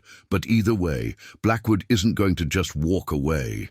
He knows what we've discovered. He has to, or he wouldn't have been so desperate to acquire your land." Morrison nodded grimly. "Levi's right.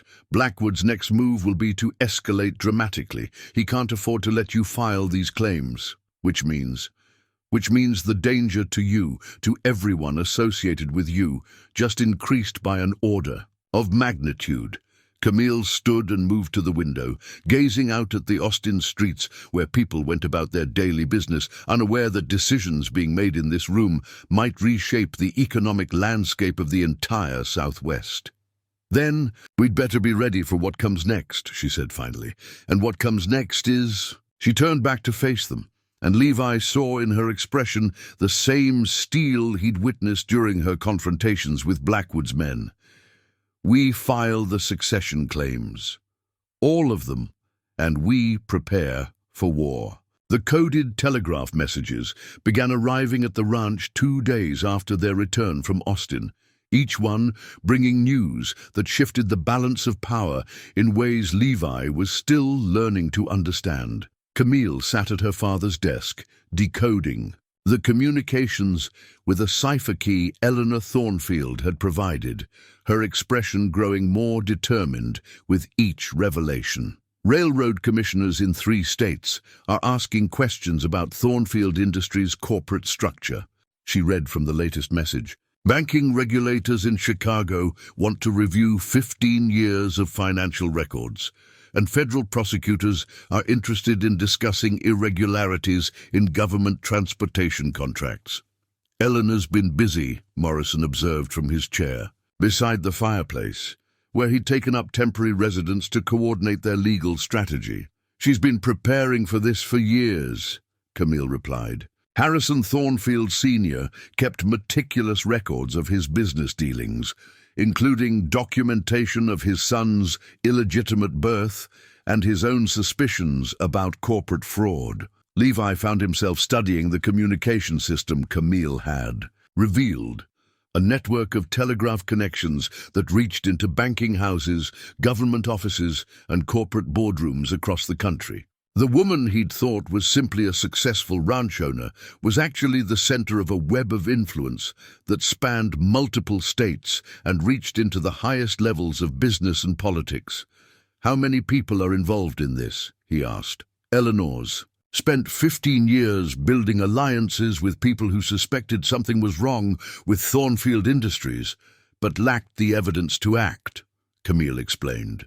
Competitors who lost contracts under suspicious circumstances, government officials who were pressured to approve questionable deals, investors who were cheated out of legitimate returns. And they're all willing to support your claim? They're willing to support the truth, which happens to serve my interests. Morrison looked up from the legal documents he'd been preparing. "Camille, I need you to understand the scope of what we're attempting. Filing these succession claims will trigger investigations that could reshape the entire transportation industry." "I understand, do you? Because once we submit these papers, there's no going back. Blackwood will use every resource at his disposal to destroy you before you can destroy him." The warning was soberer than anything Levi had heard from the usually optimistic lawyer, and it highlighted the personal danger that Camille was accepting by pursuing her rightful inheritance. "What kind of resources?" Levi asked. "Blackwood controls transportation networks worth $50 million, Morrison replied. "He has connections in state and federal government, relationships with law enforcement agencies, and access to the kind of private security forces that railroad companies use to handle labor disputes." "Private armies, you mean?"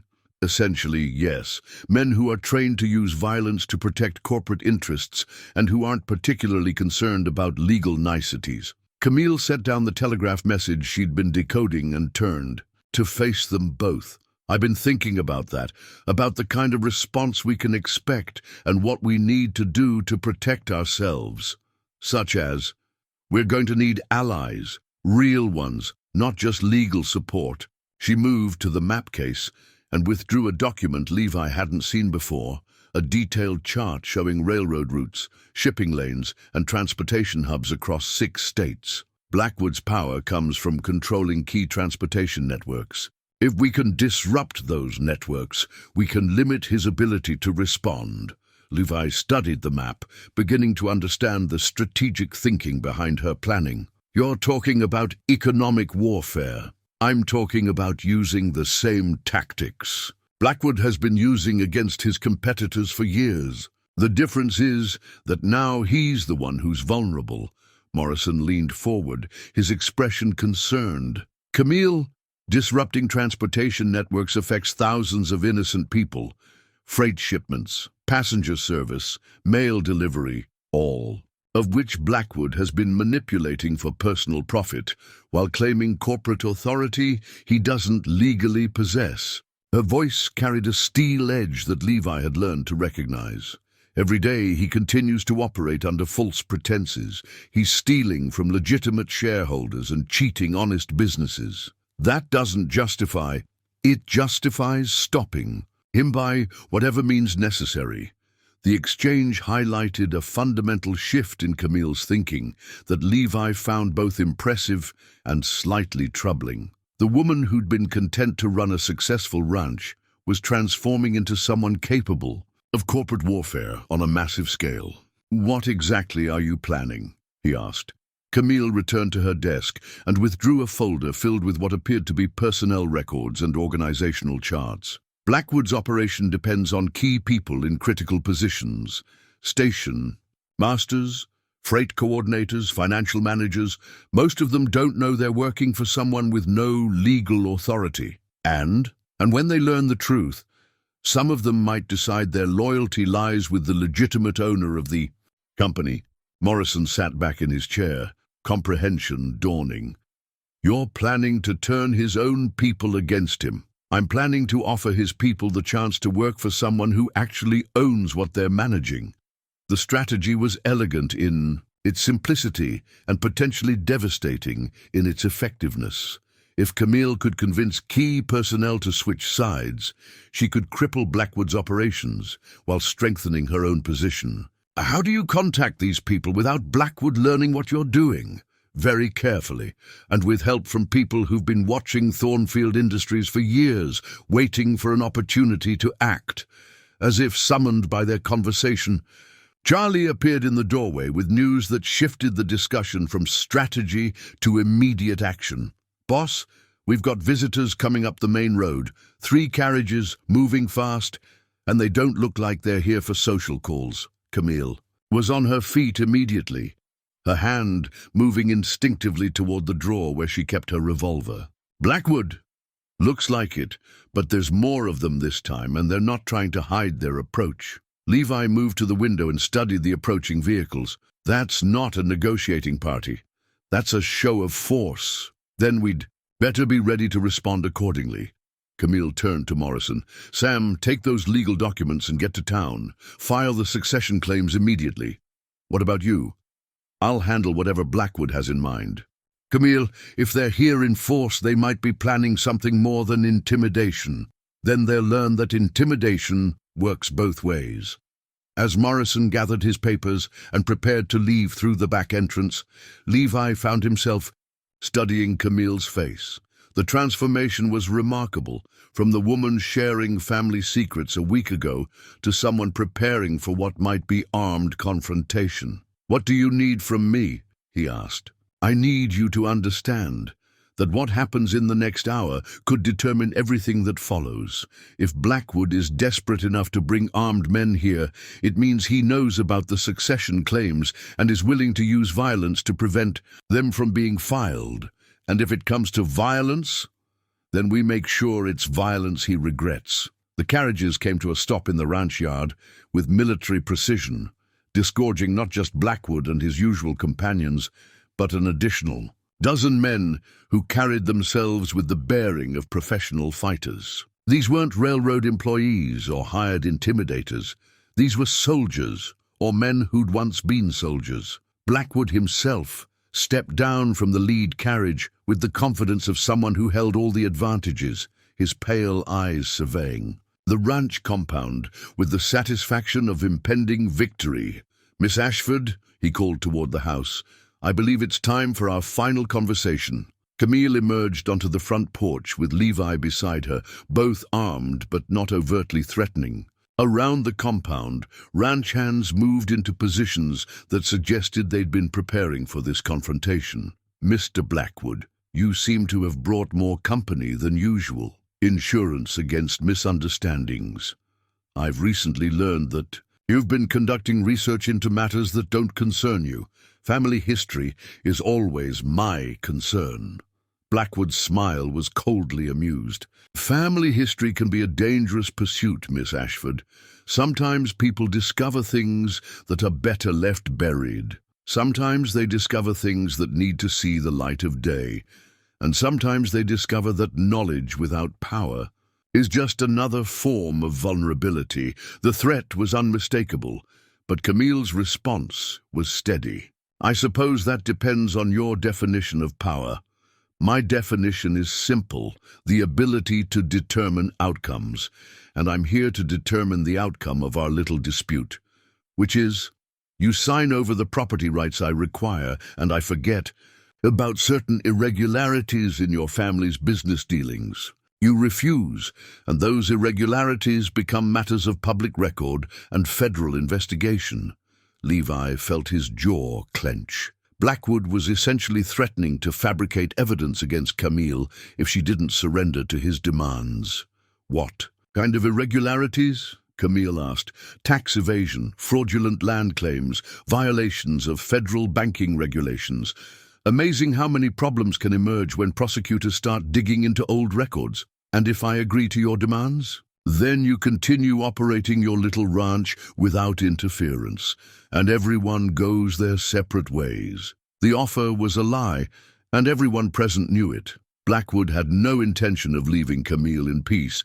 He was simply trying to buy and time to consolidate his position. "I need time to consider your proposal," Camille said. "I'm afraid time is a luxury you no longer possess. My associates are rather eager to resolve this matter today." "Then perhaps your associates should understand what they're really involved in." Camille's voice carried a new authority that seemed to surprise even Blackwood. When she continued, her words were directed not at him, but at the armed men surrounding the yard. "Gentlemen, the man you're working for has been operating under false pretenses for 15 years. He has no legal authority to represent Thornfield Industries, no legitimate claim to the assets he controls, and no right to make the demands he's making." Blackwood's face darkened. "Miss Ashford, I strongly advise you to reconsider. Furthermore, every man here who participates in illegal coercion or violence on behalf of a fraud is guilty of federal crimes that carry substantial prison sentences." The effect on Blackwood's hired guns was immediate and visible. Several exchanged glances that suggested they hadn't been fully informed about the legal complexities of their assignment. "She's lying," Blackwood said, but his voice lacked its previous confidence. "I'm offering them the chance to verify my claims before they commit crimes they'll regret." Camille stepped forward, her presence commanding despite being outnumbered. "I'm also offering them the opportunity to work for the legitimate owner of Thornfield Industries, once I take control of the company." The silence that followed was electric with tension. Levi could see Blackwood calculating odds, weighing options, trying to determine whether his advantage was as complete as he'd believed. "You're bluffing," Blackwood said finally. "Am I? Perhaps you'd like to ask your friend Eleanor Thornfield about the documents she's been preserving for the past 15 years. The name hit Blackwood like a physical blow. His composure cracked, revealing something desperate and dangerous underneath. Eleanor Thornfield is a bitter old woman with delusions about past grievances. Eleanor Thornfield is your father's sister, and she has proof that you've been committing fraud since the day you took control of his company." Blackwood's hand moved toward his coat, but Levi was ready, his own weapon clearing leather with practiced speed. Around the yard, the ranch hands emerged from cover with rifles and shotguns, surrounding Blackwood's men with superior numbers and positioning. "I wouldn't," Levi said quietly. For a moment, violence hung in the air like smoke from a gun barrel. Then Blackwood slowly raised his hands, his face twisted with rage and defeat. "This isn't over, Miss Ashford." "Yes," Camille said with quiet finality. "It is." As Blackwood and his men departed under the watchful eyes of the ranch hands, Levi found himself studying Camille's profile. The woman who'd faced down an armed confrontation with icy calm was someone he was still learning to know. "That was well done," he said. "That was just the beginning. Filing those succession claims will trigger responses that make today look like a friendly discussion. Are you ready for that?" Camille smiled, and for the first time since their return from Austin, it was the genuine expression of someone who'd found her footing. "I've been ready for 15 years. I just didn't know it."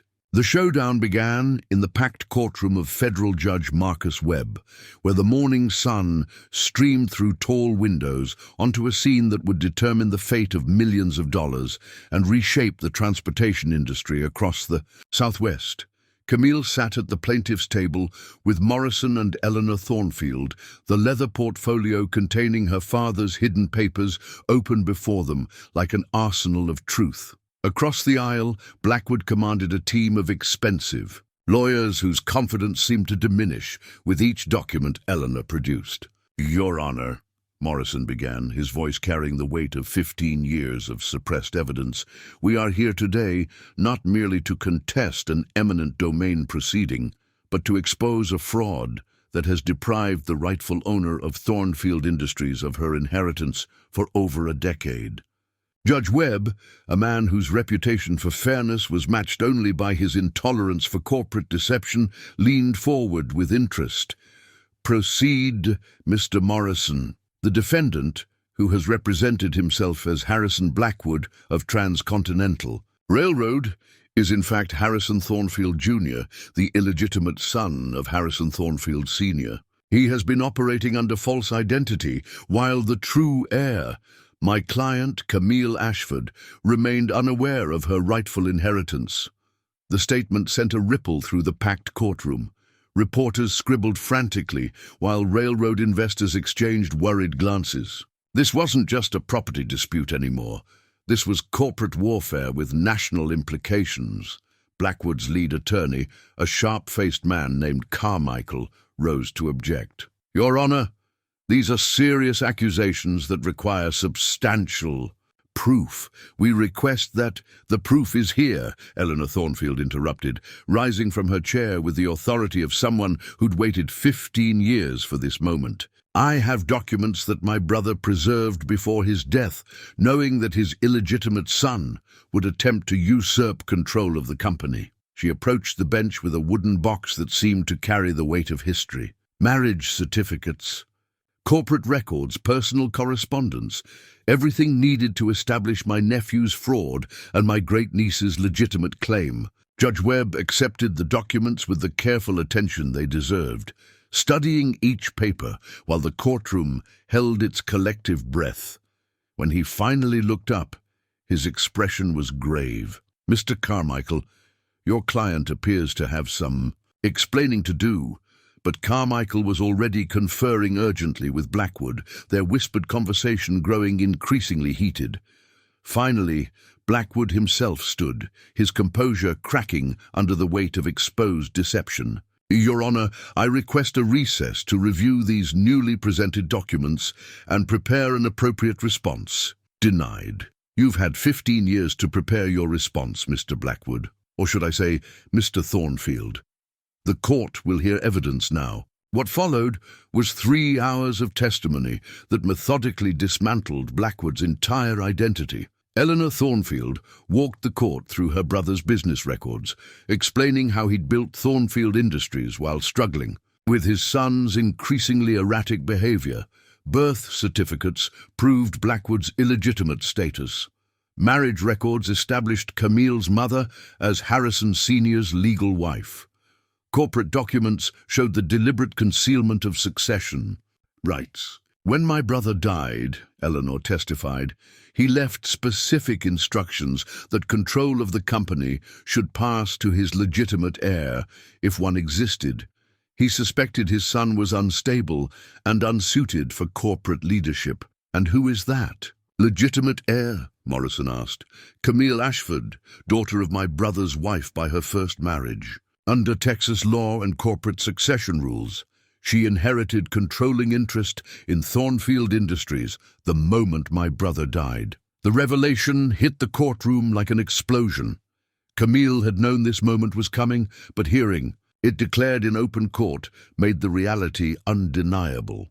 She was no longer a ranch owner fighting for her property. She was the rightful owner of a transportation empire worth $50 million. Blackwood's attorney made desperate attempts to challenge the evidence, but each objection only highlighted the thoroughness of Eleanor's preparation. Corporate records were verified, marriage certificates were authenticated, witness testimonies confirmed the timeline of events. "Your Honor," Morrison said as the evidence phase concluded, "the facts are clear. My client is the rightful owner of Thornfield Industries, and any actions taken by the defendant in the company's name are null and void." Judge Webb studied the assembled evidence with the careful attention of someone whose decision would be scrutinized by higher courts and financial markets. The evidence presented appears to establish a compelling case for the plaintiff's claims. However, given the magnitude of what's being alleged, this court requires additional verification. "What kind of verification?" Camille asked, speaking publicly for the first time since the proceedings began.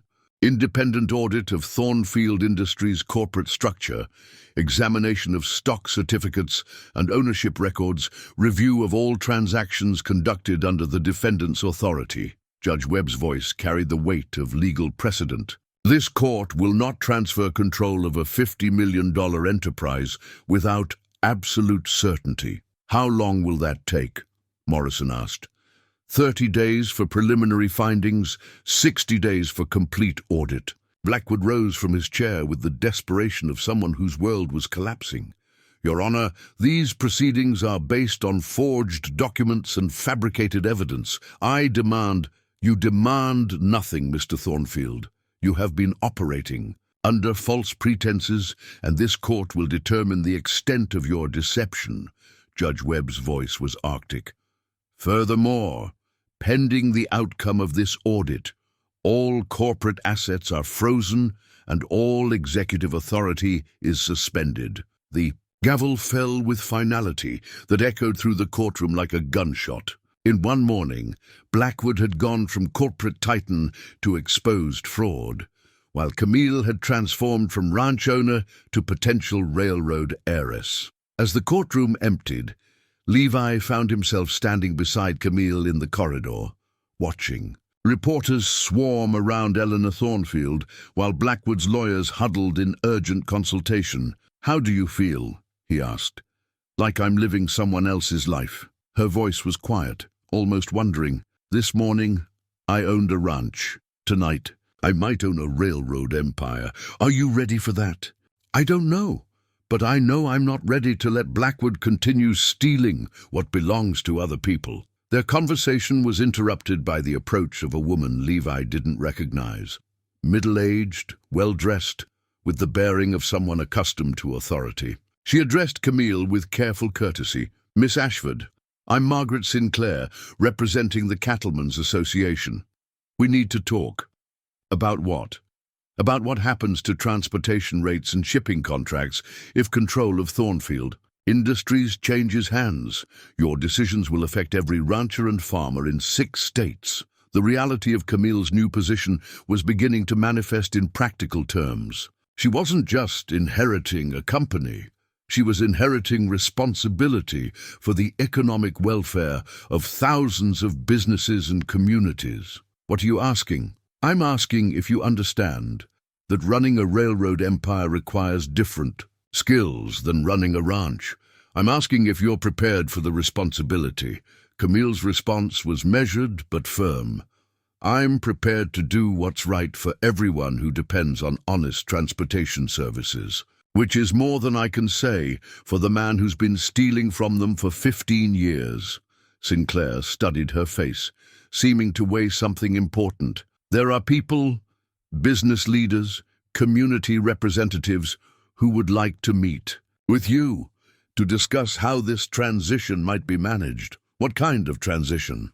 "The kind that protects existing contracts and relationships while ensuring that new management operates with integrity." It was an offer of support, but Levi could hear the implied conditions. The business community was willing to accept Camille's claim if she proved she could provide stability and continuity.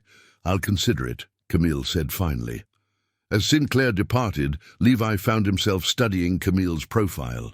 The weight of new responsibility was already visible in the careful way she measured her words, the thoughtful consideration she gave to each interaction. "Second thoughts?"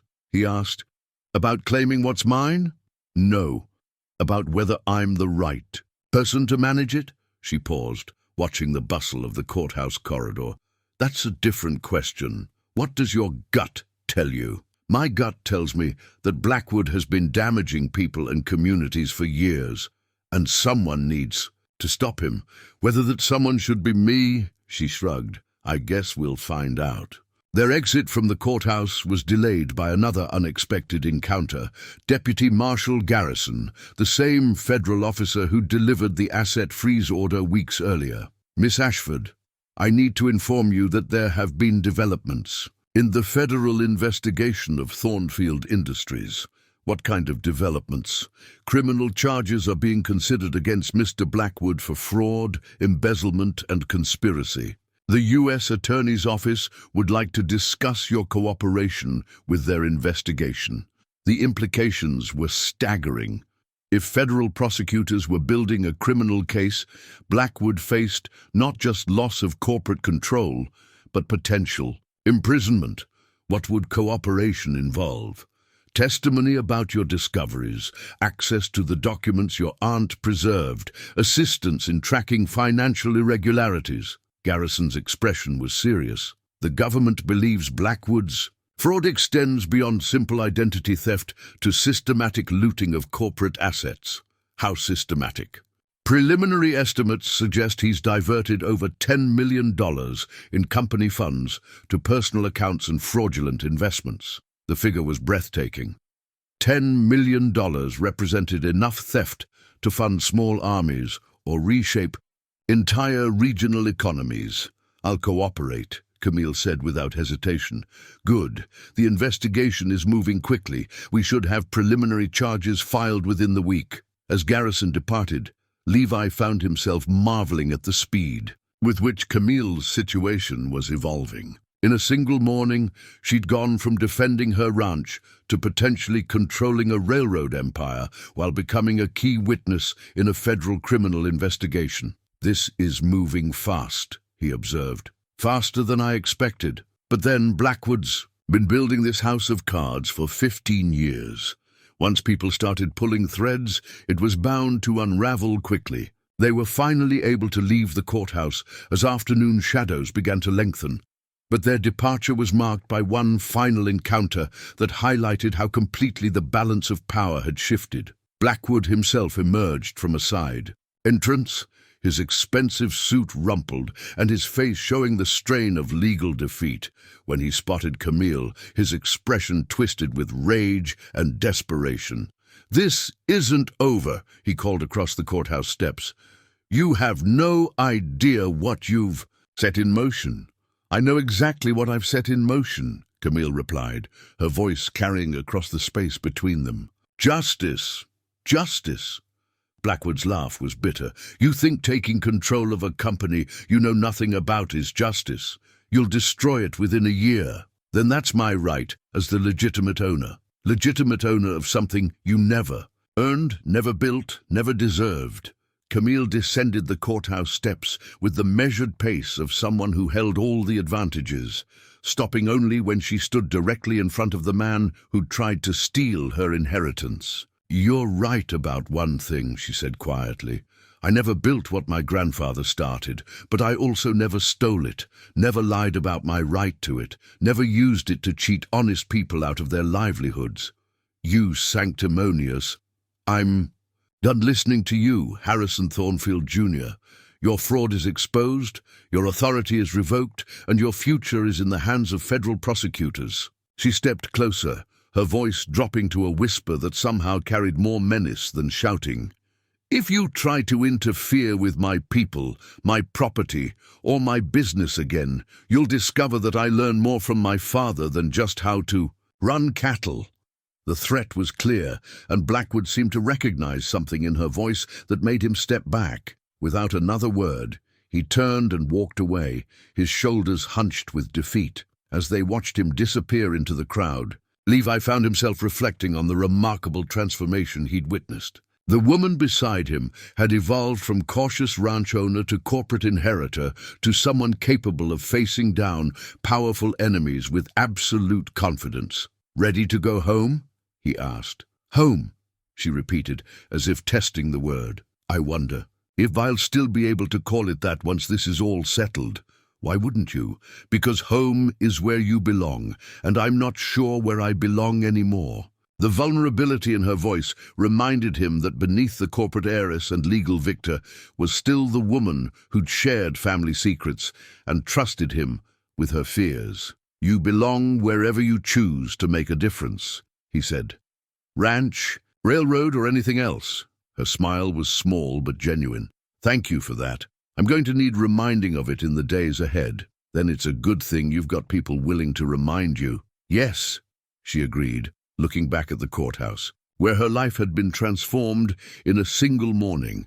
"It is. The evidence of Blackwood's systematic fraud emerged like water through a broken dam over the following week, each revelation more damaging than the last. Federal auditors working around the clock had uncovered what they termed the most sophisticated corporate theft in railroad history, a 15-year pattern of embezzlement, fraudulent contracts, and deliberate mismanagement that had stolen millions from legitimate shareholders while enriching Blackwood's personal accounts. Camille stood in the temporary headquarters established in Cedar Falls' largest hotel, surrounded by documents that painted a picture of corruption so extensive it defied easy comprehension. The team Eleanor had assembled, corporate lawyers, federal investigators, and railroad industry experts, worked with the focused intensity of surgeons trying to save a dying patient. The preliminary audit shows systematic diversion of company, funds totaling $14 million, reported James Crawford, the lead federal auditor. Blackwood created shell companies, fraudulent invoices, and phantom employees to justify transfers to accounts he controlled. 14 million, Camille repeated, trying to absorb the scope of the theft. How is that even possible when you control a company's financial reporting and have corrupted key personnel in accounting and legal departments? You can make almost anything disappear from official records, Crawford explained. The remarkable thing is how long he managed to sustain it. Eleanor Thornfield looked up from the stack of corporate records she'd been reviewing. My brother always suspected something was wrong with the company's finances after his death, but he never imagined the scale of what Harrison was doing. The scale gets worse, Crawford continued. Beyond the direct theft, we found evidence of fraudulent government contracts, illegal rate manipulation affecting hundreds of businesses, and what appears to be deliberate sabotage of competitor operations. Levi, who'd been quietly observing from the corner of the room, stepped forward. Sabotage how? Selective service disruptions, accidental delays of competitor shipments, strategic equipment failures that benefited Thornfield contracts. Crawford's expression was grim. Blackwood wasn't just stealing from his own company. He was using railroad resources to wage economic warfare against anyone who threatened his profits. The revelation added another layer to Camille's understanding of what she was inheriting. This wasn't just a transportation company. It was a weapon that had been used to damage countless innocent businesses and communities. How many people were affected? She asked. Direct employees of Thornfield Industries number about 3,000. Businesses dependent on railroad services probably 10 times that. Communities served by the network, Crawford shrugged. Hundreds of thousands, conservatively. The weight of responsibility settled over the room like a heavy blanket. Camille wasn't just claiming an inheritance, she was accepting accountability for the welfare of an entire economic ecosystem. What happens now? She asked. Federal prosecutors file criminal charges against Blackwood and his conspirators, Crawford replied. The court completes its verification of your ownership claim, and you decide what kind of company you want Thornfield Industries to become. Before Camille could respond, the hotel room door burst open to admit Deputy Marshal Garrison, his face flushed with urgency. Miss Ashford, we have a problem. Blackwood's missing. The statement hit the room like a physical blow. Missing how? He was supposed to report to federal custody this morning for formal charges. Never showed up. His hotel room was empty, and witnesses saw him leaving town before dawn with several associates. Eleanor's face paled. He's running. Running where? Camille asked. Mexico, most likely, or somewhere else beyond federal jurisdiction. Garrison's expression was grim. The problem is what he might do before he leaves the country permanently, such as destroy evidence, eliminate witnesses, or attempt to recoup his losses through direct action against you and your property. The threat was clear and immediate. Blackwood had nothing left to lose, and every reason to strike back at the people who'd exposed his fraud. What kind of direct action? Levi asked.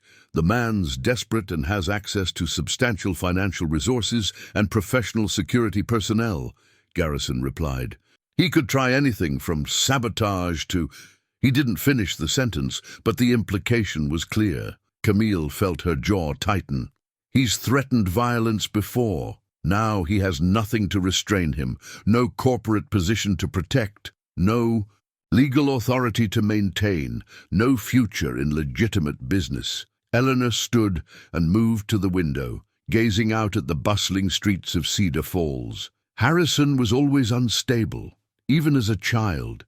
His father worried that he lacked the emotional control necessary for business leadership, and now that control is completely gone, Crawford added. Cornered criminals with resources and connections are among the most dangerous people in the world. So what do we do? Camille asked. We protect you while federal marshals track him down, Garrison replied. And we move quickly to consolidate legal control of Thornfield Industries before he can do more damage. How quickly? Judge Webb has agreed to expedite the ownership verification. If the remaining paperwork checks out, you could have legal control within 48 hours. The timeline was both thrilling and terrifying. In 2 days, Camille might control a $50 million transportation empire while being hunted by the man she'd displaced. What about the ranch? Levi asked. Our people there? Federal protection has been arranged, Garrison assured him, but I strongly recommend that Miss Ashford remain in town under guard until Blackwood is apprehended. Absolutely not. Camille's response was immediate and firm. I won't hide while my people are in danger. Camille, Eleanor said gently, this isn't about courage. It's about survival. Harrison has become something beyond rational business, in competition, which is exactly why I need to be where I can protect what matters to me. Before anyone could argue further, the hotel clerk knocked and entered with a telegram that seemed to shift the very air in the room. For Miss Ashford, marked, urgent. Camille tore open the message and read it twice before her face went completely white. What is it? Levi asked. From Charlie. Ranch under attack, buildings burning, need help immediately. The room erupted into urgent activity. Garrison began barking orders to his deputies, while Eleanor and Crawford gathered the most critical documents. But Camille was already moving toward the door, her hand checking the revolver at her hip. Miss Ashford, you can't go out there, Garrison called after her. Like hell I can't. That's my home and my people. It's also exactly what Blackwood wants, to draw you into the open where you're vulnerable. Then he's going to get what he wants. But he might not like the results. Levi caught her arm as she reached for the door handle. Camille, think about this. If you go charging out there, you could be playing right into his hands. And if I stay here while my people fight and die for something that belongs to me, what? Does that make me? Alive. Alive and worthless. She looked around the room at the assembled lawyers, investigators, and officials. All of you are here because Harrison Blackwood spent 15 years stealing from people who couldn't fight back. If I hide in a hotel room while he burns down my home, I'm no better than he is. The moral clarity in her voice was absolute, and Levi realized that no argument would change her mind. The woman who'd faced down armed confrontations and corporate fraud wasn't going to abandon her principles when the stakes were highest. Then we do this right, he said. Garrison, what kind of support can you provide? I can have 6 deputies, ready to ride in 10 minutes. Eleanor, can you handle the legal proceedings if we're not here? Child, I've been handling Thornfield business longer than you've been alive. Go protect your home. Crawford looked up from the documents he was securing.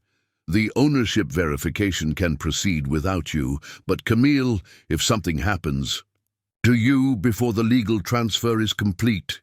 Then Eleanor becomes my heir and continues the fight. Camille's voice was steady. But nothing's going to happen to me because I have people who know how to handle men like Blackwood. And if you're wrong? Camille's smile was sharp as a blade. Then Harrison Blackwood learns the difference between stealing from people who can't fight back and attacking people who can. As they prepared to leave for the ranch, Levi found himself studying Camille's face one more time. The transformation was complete. From cautious ranch owner to corporate heiress to someone ready to fight for everything she held dear. "Ready?" she asked. "Ready. Then let's go remind Harrison Blackwood why some people shouldn't be pushed too." Far. The ride towards Silverthorn Ranch began under an afternoon sky that seemed to promise storm clouds ahead. But as they crested the first rise and saw smoke on the horizon, Levi realized the storm had already begun. The evidence of Blackwood's systematic fraud emerged like water through a broken dam over the following week, each revelation more damaging than the last. Federal auditors working around the clock had uncovered what they termed the most sophisticated corporate theft in railroad history, a 15-year pattern of embezzlement, fraudulent contracts, and deliberate mismanagement that had stolen millions from legitimate shareholders while enriching Blackwood's personal accounts. Camille stood in the temporary headquarters established in Cedar Falls' largest hotel, surrounded by documents that painted a picture of corruption so extensive it defied easy comprehension. The team Eleanor had assembled, corporate lawyers, federal investigators, and railroad industry experts, worked with the focused intensity of surgeons trying to save a dying patient. The preliminary audit shows systematic diversion of company. Funds totaling $14 million, reported James Crawford, the lead federal auditor. Blackwood created shell companies, fraudulent invoices, and phantom employees to justify transfers to accounts he controlled. 14 million, Camille repeated, trying to absorb the scope of the theft. How is that even possible? When you control a company's financial reporting and have corrupted key personnel in accounting and legal departments, you can make almost anything disappear from official records, Crawford explained. The remarkable thing is how long he managed to sustain it. Eleanor Thornfield looked up from the stack of corporate records she'd been reviewing. My brother always suspected something was wrong with the company's finances after his death, but he never imagined the scale of what Harrison was doing. The scale gets worse, Crawford continued. Beyond the direct theft, we've found evidence of fraudulent government contracts, illegal rate manipulation affecting hundreds of businesses, and what appears to be deliberate sabotage of competitor operations. Levi, who'd been quietly observing, from the corner of the room stepped forward. Sabotage how? Selective service disruptions, accidental delays of competitor shipments, strategic equipment failures that benefited Thornfield contracts. Crawford's expression was grim. Blackwood wasn't just stealing from his own company. He was using railroad resources to wage economic warfare against anyone who threatened his profits. The revelation added another layer to Camille's understanding of what she was inheriting. This wasn't just a transportation company, it was a weapon that had been used to damage countless innocent businesses and communities. How many people were affected? She asked. Direct employees of Thornfield Industries number about 3,000. Businesses dependent on railroad services probably 10 times that. Communities served by the network. Crawford shrugged. Hundreds of thousands, conservatively. The weight of responsibility settled over the room like a heavy blanket. Camille wasn't just claiming an inheritance, she was accepting accountability for the welfare of an entire economic ecosystem. What happens now? She asked. Federal prosecutors. You filed criminal charges against Blackwood and his conspirators, Crawford replied. The court completes its verification of your ownership claim, and you decide what kind of company you want Thornfield Industries to become. Before Camille could respond, the hotel room door burst open to admit Deputy Marshal Garrison, his face flushed with urgency. Miss Ashford, we have a problem. Blackwood's missing. The statement hit the room like a physical blow. Missing how? He was supposed to report to federal custody this morning for formal charges, never showed up.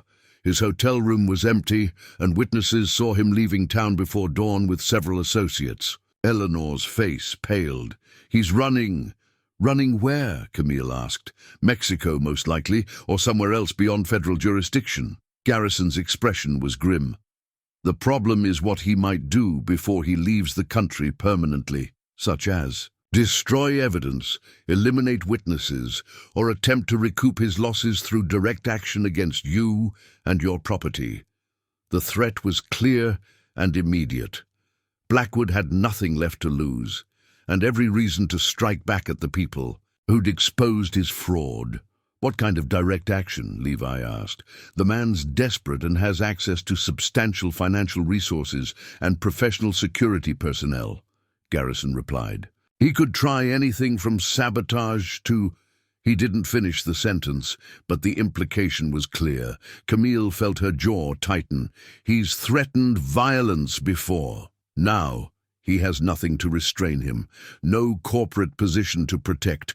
No legal authority to maintain. No future in legitimate business. Eleanor stood and moved to the window, gazing out at the bustling streets of Cedar Falls. Harrison was always unstable, even as a child. His father worried that he lacked the emotional control necessary for business leadership. And now that control is completely gone, Crawford added. Cornered criminals with resources and connections are among the most dangerous people in the world. So what do we do? Camille asked. We protect you while federal marshals track him down, Garrison replied. And we move quickly to consolidate legal control of Thornfield Industries before he can do more damage. How quickly? Judge Webb has agreed to expedite the ownership verification. If the remaining paperwork checks out, you could have legal control within 48 hours. The timeline was both thrilling and terrifying. In 2 days, Camille might control a $50 million transportation empire while being hunted by the man she'd displaced. What about the ranch? Levi asked. Our people there. Federal protection has been arranged, Garrison assured him, but I strongly recommend that Miss Ashford remain in town under guard until Blackwood is apprehended. Absolutely not. Camille's response was immediate and firm. I won't hide while my people are in danger. Camille, Eleanor said gently, this isn't about courage. It's about survival. Harrison has become something beyond rational business, competition, which is exactly why I need to be where I can protect what matters to me. Before anyone could argue further, the hotel clerk knocked and entered with a telegram that seemed to shift the very air in the room. For Miss Ashford, marked. Urgent. Camille tore open the message and read it twice before her face went completely white. What is it? Levi asked from Charlie. Ranch under attack, buildings burning. Need help immediately. The room erupted into urgent activity. Garrison began barking orders to his deputies while Eleanor and Crawford gathered the most critical documents. But Camille was already moving toward the door, her hand checking the revolver at her hip. Miss Ashford, you can't go out there, Garrison called after her. Like hell I can't. That's my home and my people. It's also exactly what Blackwood wants. To draw you into the open where you're vulnerable. Then he's going to get what he wants. But he might not like the results. Levi caught her arm as she reached for the door handle. Camille, think about this. If you go charging out there, you could be playing right into his hands. And if I stay here while my people fight and die for something that belongs to me, what? Does that make me alive?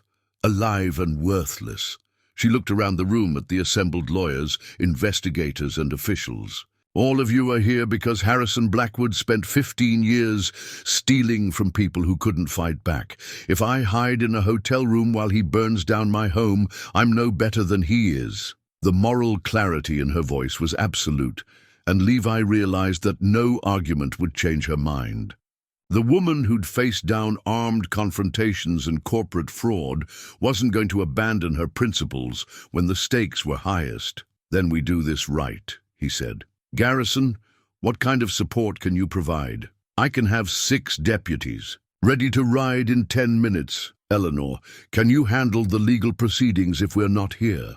Child, I've been handling Thornfield business longer than you've been alive. Go protect your home. Crawford looked up from the documents he was securing. The ownership verification can proceed without you, but Camille, if something happens to you before the legal transfer is complete, then Eleanor becomes my heir and continues the fight. Camille's voice was steady. "But nothing's going to happen to me, because I have people who know how to handle men like Blackwood. And if you're wrong?" Camille's smile was sharp as a blade. "Then Harrison Blackwood learns the difference between stealing from people who can't fight back and attacking people who can." As they prepared to leave for the ranch, Levi found himself studying Camille's face one more time. The transformation was complete. From cautious ranch owner to corporate heiress, to someone ready to fight for everything she held dear. "Ready?" she asked.